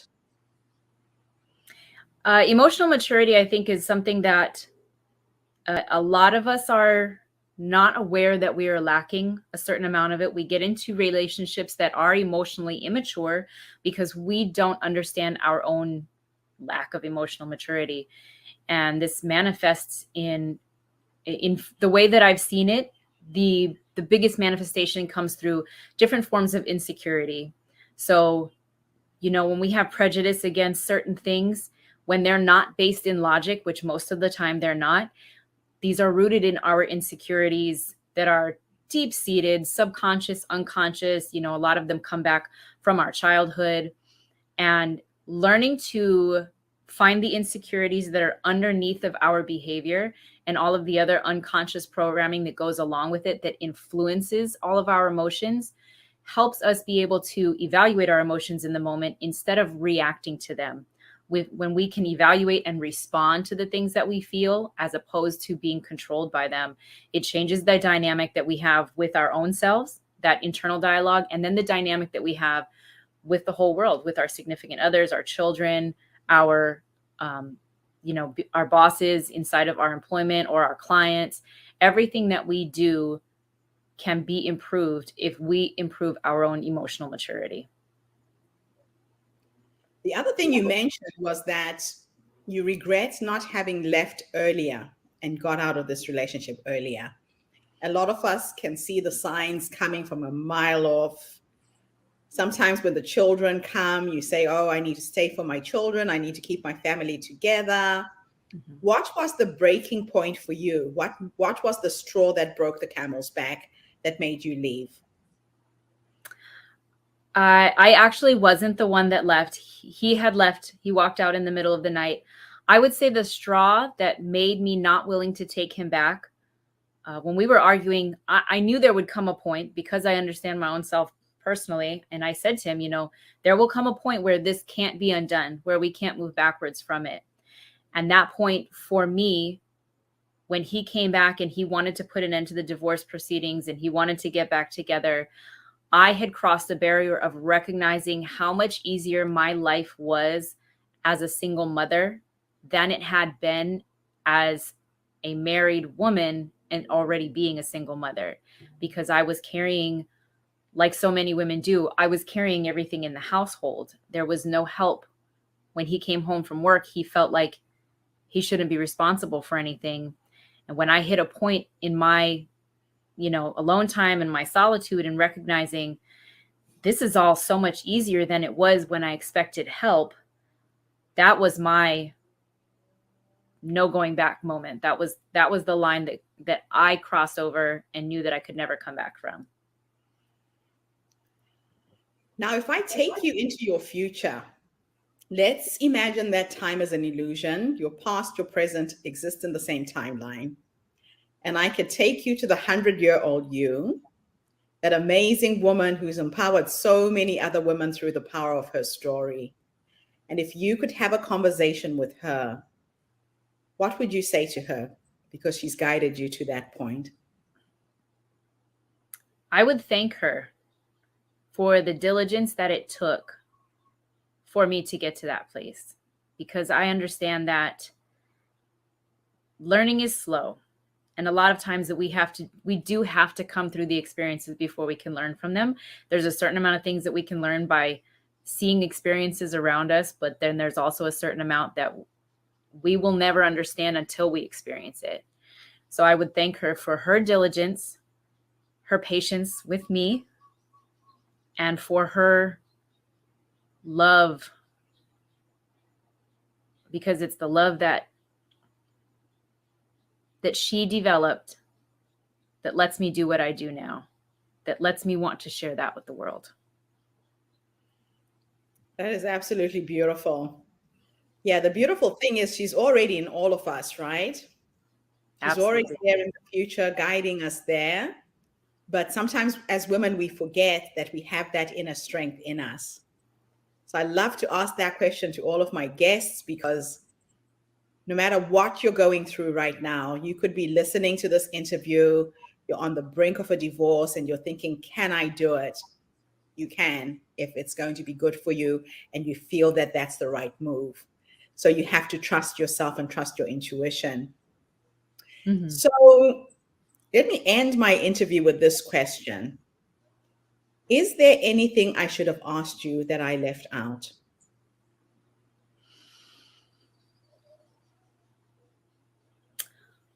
I don't think there's anything that you left out, but if I would add in one further thing, I would encourage everyone to get familiar with what your love feels like.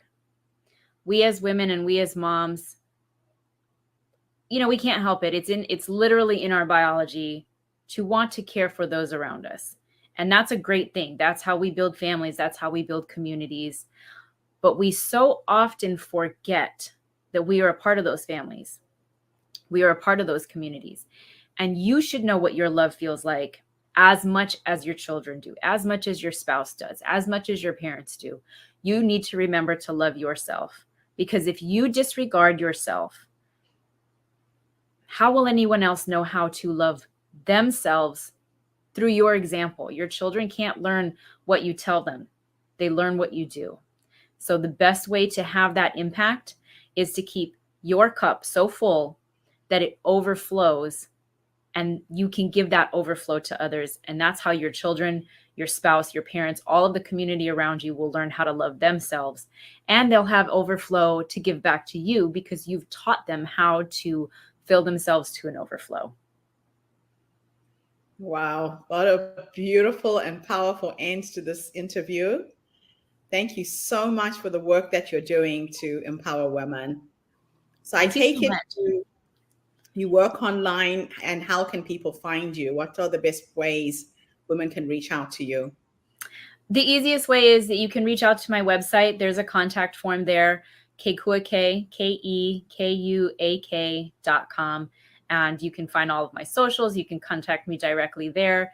You can schedule an appointment for a consultation or I always do those for free. If we find that we can't work together, I'm still going to give you as much value as I can in that meeting. Fantastic. And the title of your book again, and where people can find the book? My book is called Do Big Shit, with an exclamation point so that Amazon doesn't hate it. And you can find it on Amazon. And the link to that is also on my website under resources and DBS. Fantastic. Thank you so much for this amazing interview. Thank you for bearing your soul and sharing your story. And thank you for having me. Thank you. I will be back again tomorrow with yet another amazing guest. In the meantime, this is food for thought. Are you really happy in the relationship you're in? Can you exit before it gets worse? A lot of people leave divorce to a point where the two spouses can't talk to each other. You can't even talk about the children. The damage can be irreplaceable. You can't repair it after that. So think about your life. Think about your love. What does your love feel like? I think for me, that is my biggest take home from this interview. Learning and understanding that and filling myself up with that first. And if you meet somebody else who can reflect it back to you, it's just a cherry on the cake, but you're okay on your own. Thank you. Bye, everybody. And thank you again.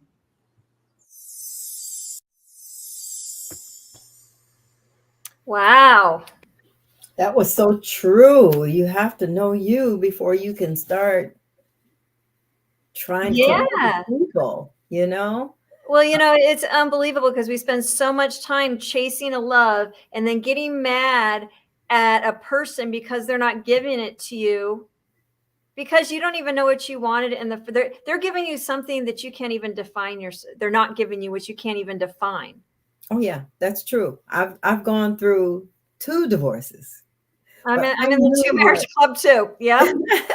I knew what I wanted. Yeah. So my 3rd one, we sat down and we talked about, what is it you want to see in this relationship? What is it I want to see? Let's get to a compromise. Let's learn to talk. Because that's what happened to the other 2. I had one idea of marriage and he had, they had another. So yeah.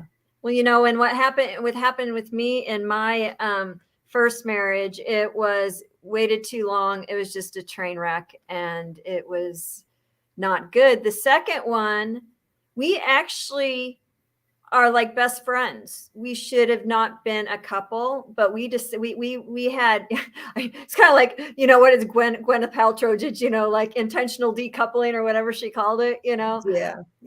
But that's kind of what we did. And I'm so glad that we did that, because we just see each other and it's makes it reasonable and it makes it much less complex for people. But, that was really powerful in terms of, and all these things we've heard through all the women too, right? Isn't it? Oh, yeah. A lot of it is, even kind of like I kicked it off, know your dreams, what's inside of you. Exactly. And what's in there, because you've got that thing and you bottled out, ready to bust out and live. We all, we're all a unique masterpiece and we all have combinations of all sorts of people in us. And there's only one of us. Exactly. Well, are we ready for our last one of the day? We are now speaking to, it will be Jackie Lapin. It will be a video as well. I will read her bio real quick before we move into that. Okay, great. And she helps authors, speakers get leads and get booked.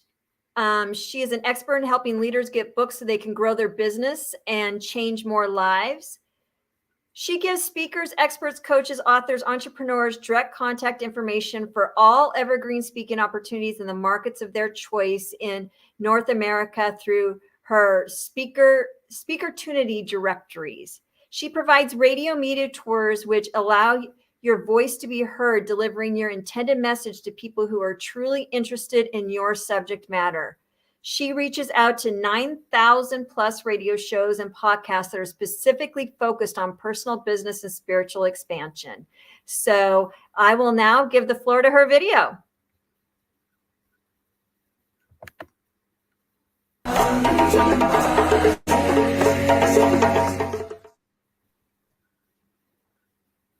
Hi, I'm Jackie Lapin, and I am so delighted to be here today as part of the HerStory Summit. I think Gertrude is one of the most powerful, incredible women in our entire world. She has done so much for women who want to tell their stories powerfully and to help give folks a leg up in the world if they need a little bit of help in getting started or just improving their lives altogether. Gertrude my hat's off to you, love. And she is an icon of women who are vulnerable and honest and willing to tell their stories. And she encourages me to really come forth with some of the reasons that I am making the difference that I am in the world. So my mission is to help leaders get on stages, whatever those stages might be, so that you can tell your story and you can help other people. But my story begins when I am just about 4 years old. And my father came home, and you can imagine hearing this. He says to my mom, honey, I have to tell you this. I have cancer, the same kind of cancer that killed my parents. Well, you can imagine what that did to a 4-year-old to hear this tragic. At 4, I knew what cancer was. And I knew that people didn't always survive. Obviously, my grandparents were gone. So I was terrified. But the good news is my father survived. But the bad news again was that he was financially wiped out.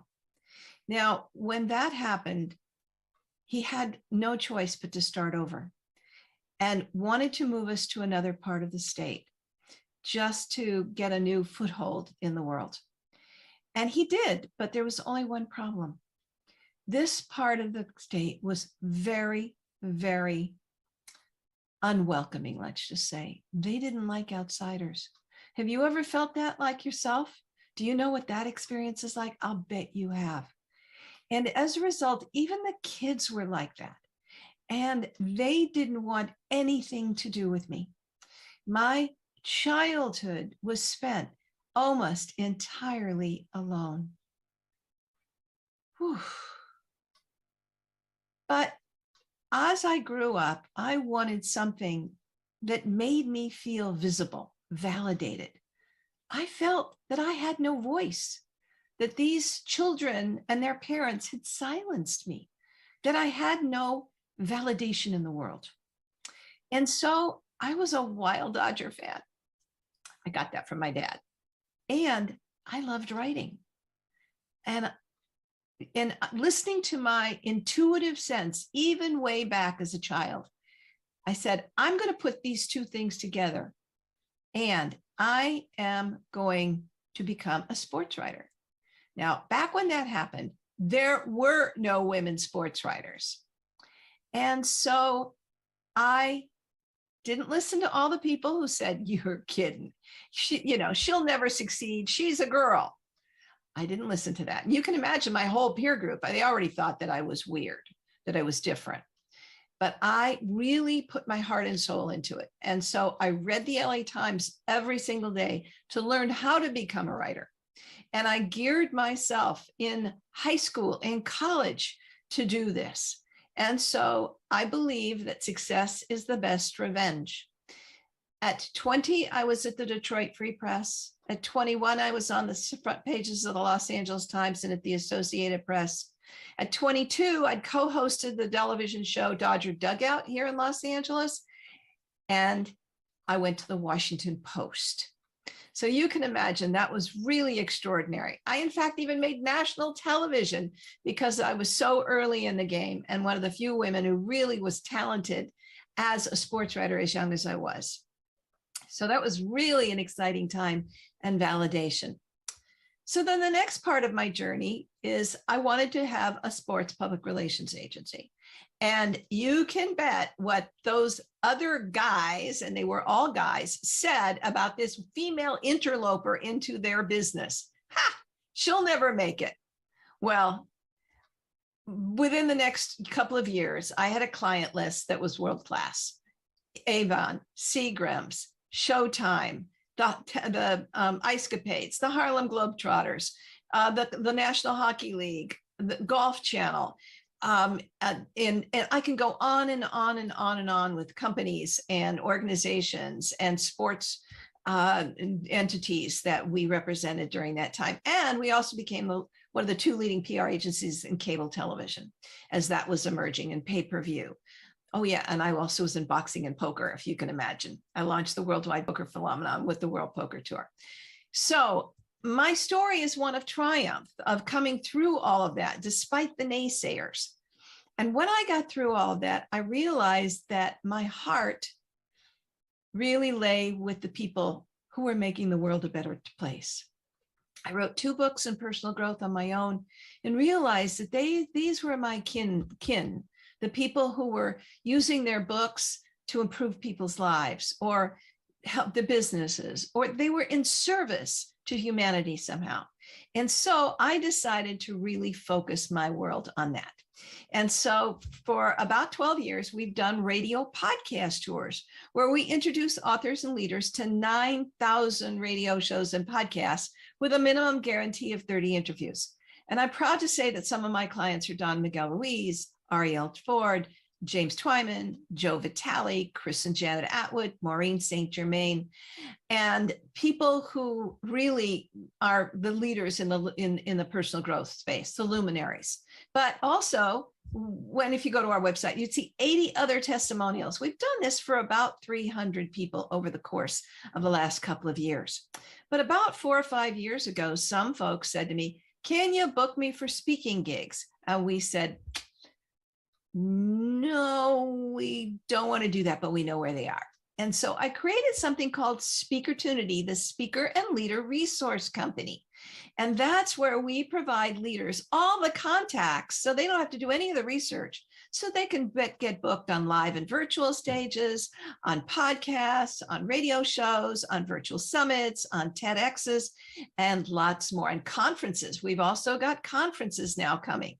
So we've sorted them all, curated them for you. We've got 130,000 different listings in our regional directories. So people just want to learn and find out how to speak locally, or in their niche directories all across the world.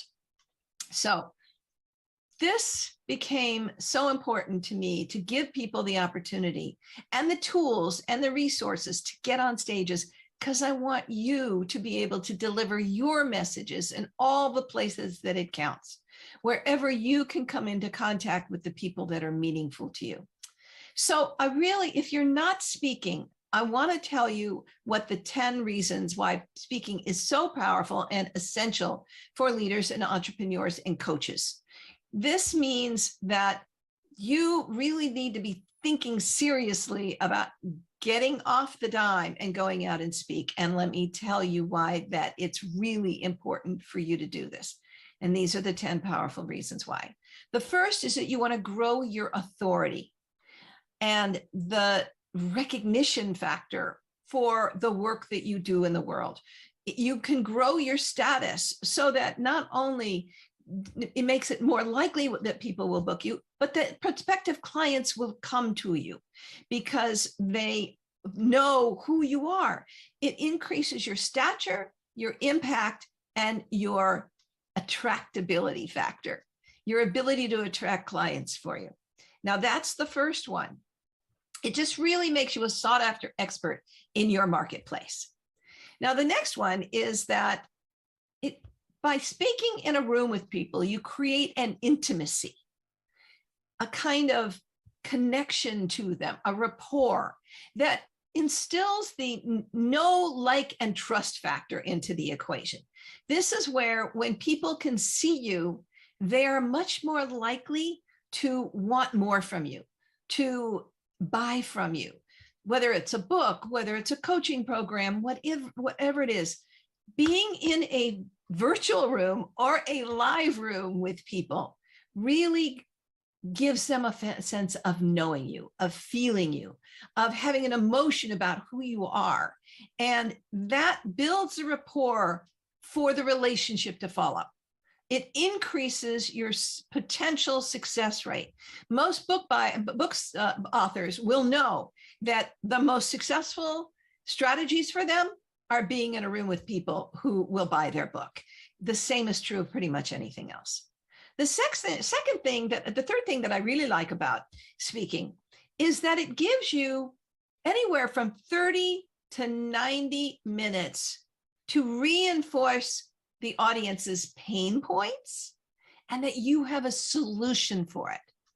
It gives you an opportunity to slowly grow the fact that, well, here's what you're suffering from, and here's how I can help you, by giving them some taste of what they can experience with you when they're in a more formalized relationship, by offering valued content up front without them having to pay for it.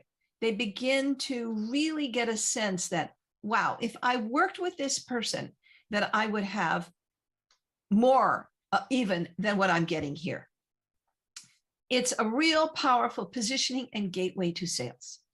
So number 4, if you have a really powerful rags to riches story, some human interest, like I just told you my story and that we are all doing here on HerStory, if you have a powerful story of where you have come from and where you are now, so that you can show people the promised land, how to get there, that is really a valuable benefit to being on stages. By telling your story, people see themselves in you, and they're going to want more from you because they trust you, they feel you, they identify with you. So I really believe that it gives you the time to make them invest with you as well as you investing with them. So number 5. So many people who shy away from the stage do so because they're afraid that they're going to sound salesy. And the truth of the matter is that's not necessarily a way that anybody needs to actually bring themselves forth on stage. The truth of the matter is you can create an invitation, an offer, and invite people to see that you would help them to their next stage. Okay, so I've given you this little bit of information. Now, would it be helpful to go to here? Well, let me invite you to come along with me and I will help you there. So if you are doing it with the gentle, more feminine approach of invitation, this should not be an intimidation factor why you shouldn't get on stages. If you don't know how to do this yourself, there are wonderful teachers out there who can help you learn how to enroll from the stage as opposed to sell from the stage. When I talk about enroll, I'm also talking about getting people to opt into a free gift, not necessarily one that's paid, because some stages won't let you do that won't let you make a sales or offer presentation from the stage. They only will let you do a free gift.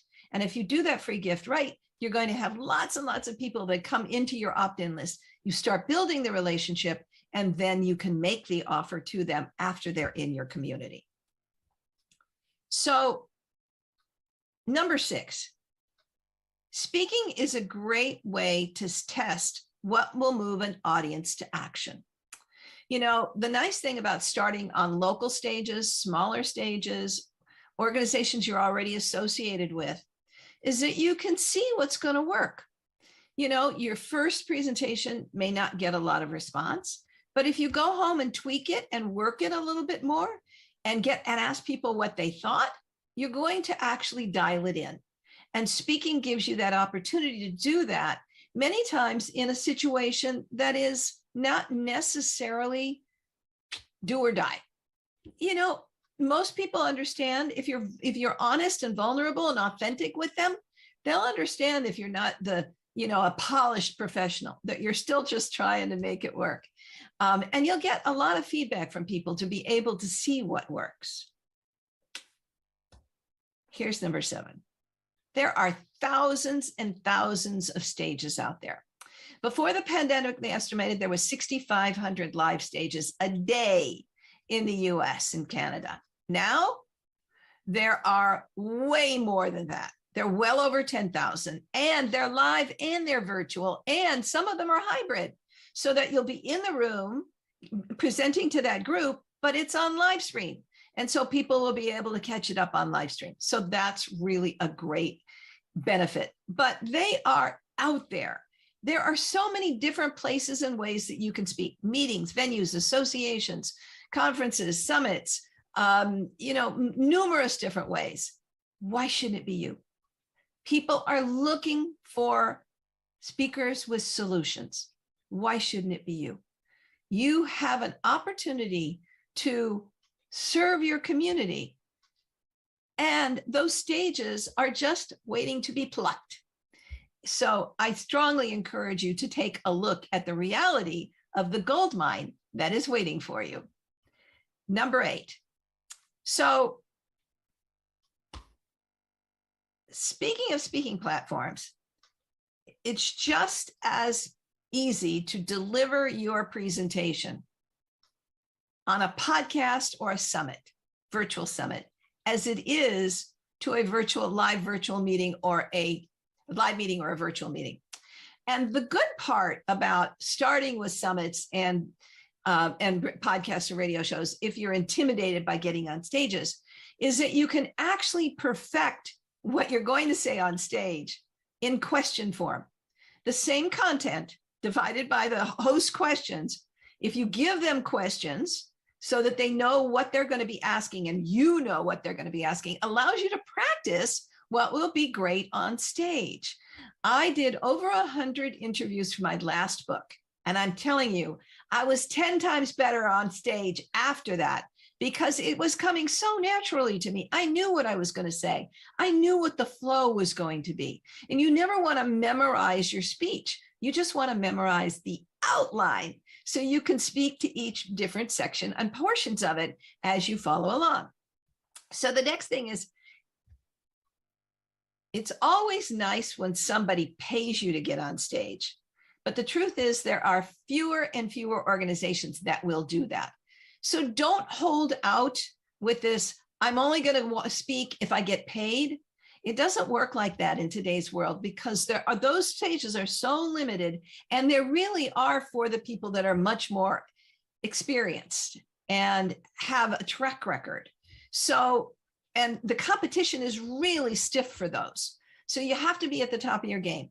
But with meetings, venues, and associations, the local kinds of opportunities are endless, and so are the virtual and live summits. And it really allows you to get your skill level up, build your sense of confidence when you actually get on a real stage. 9.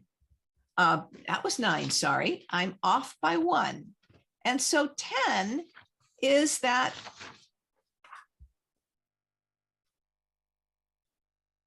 one of the real benefits of speaking is that you're talking to one too many instead of just one person.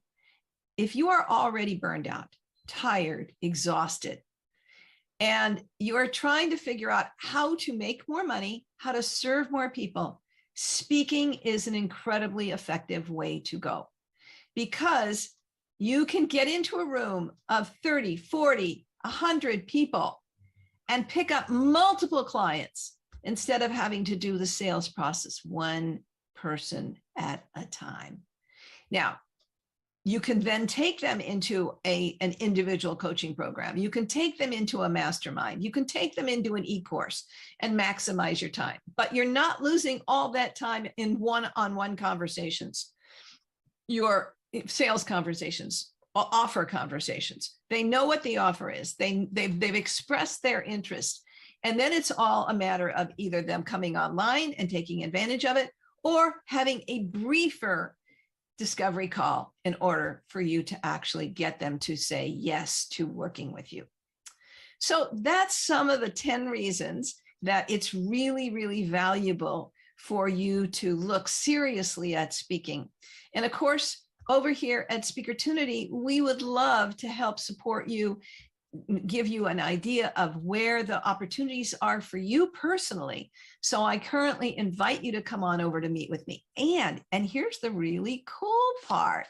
I'm going to be doing a workshop here with Gertrude in about a month called The Path to Total Visibility and Massive Impact. And I'm going to go through a lot of the different tools you need to get booked, and all the ways that the things you need to know before you ever get to actually starting to pitch your bookers, and then where you're going to find the easy ways to get booked. So I really hope that this has been of value to you, and I'm so glad that you're here as part of this summit.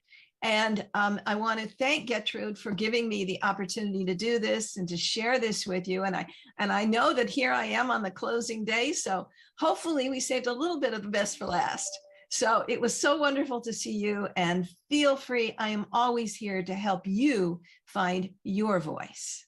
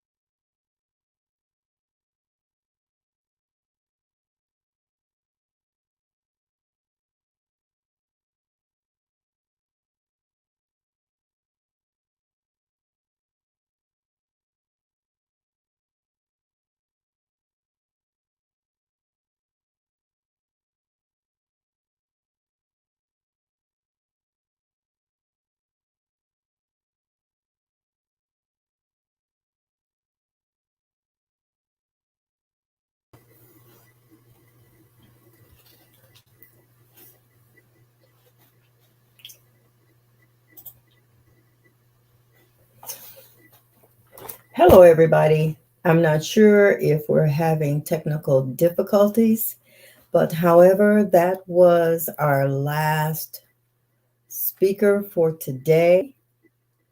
I see Gertrude is trying to pop in here. Thank you so much, Terry. Wonderful day. You're welcome.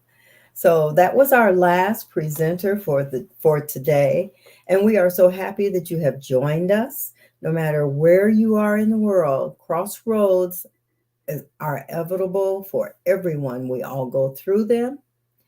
We need you to stay tuned to us tomorrow. We will have some fantastic women, and today has just been such a wonderful day. I am a beginner speaking on a podcast. So our last speaker talked about that. And so I am practicing. Thank you, Gertrude. And we'd like to wish you all a pleasant day, evening, morning, wherever you are. And we thank you for attending the HerStory Summit.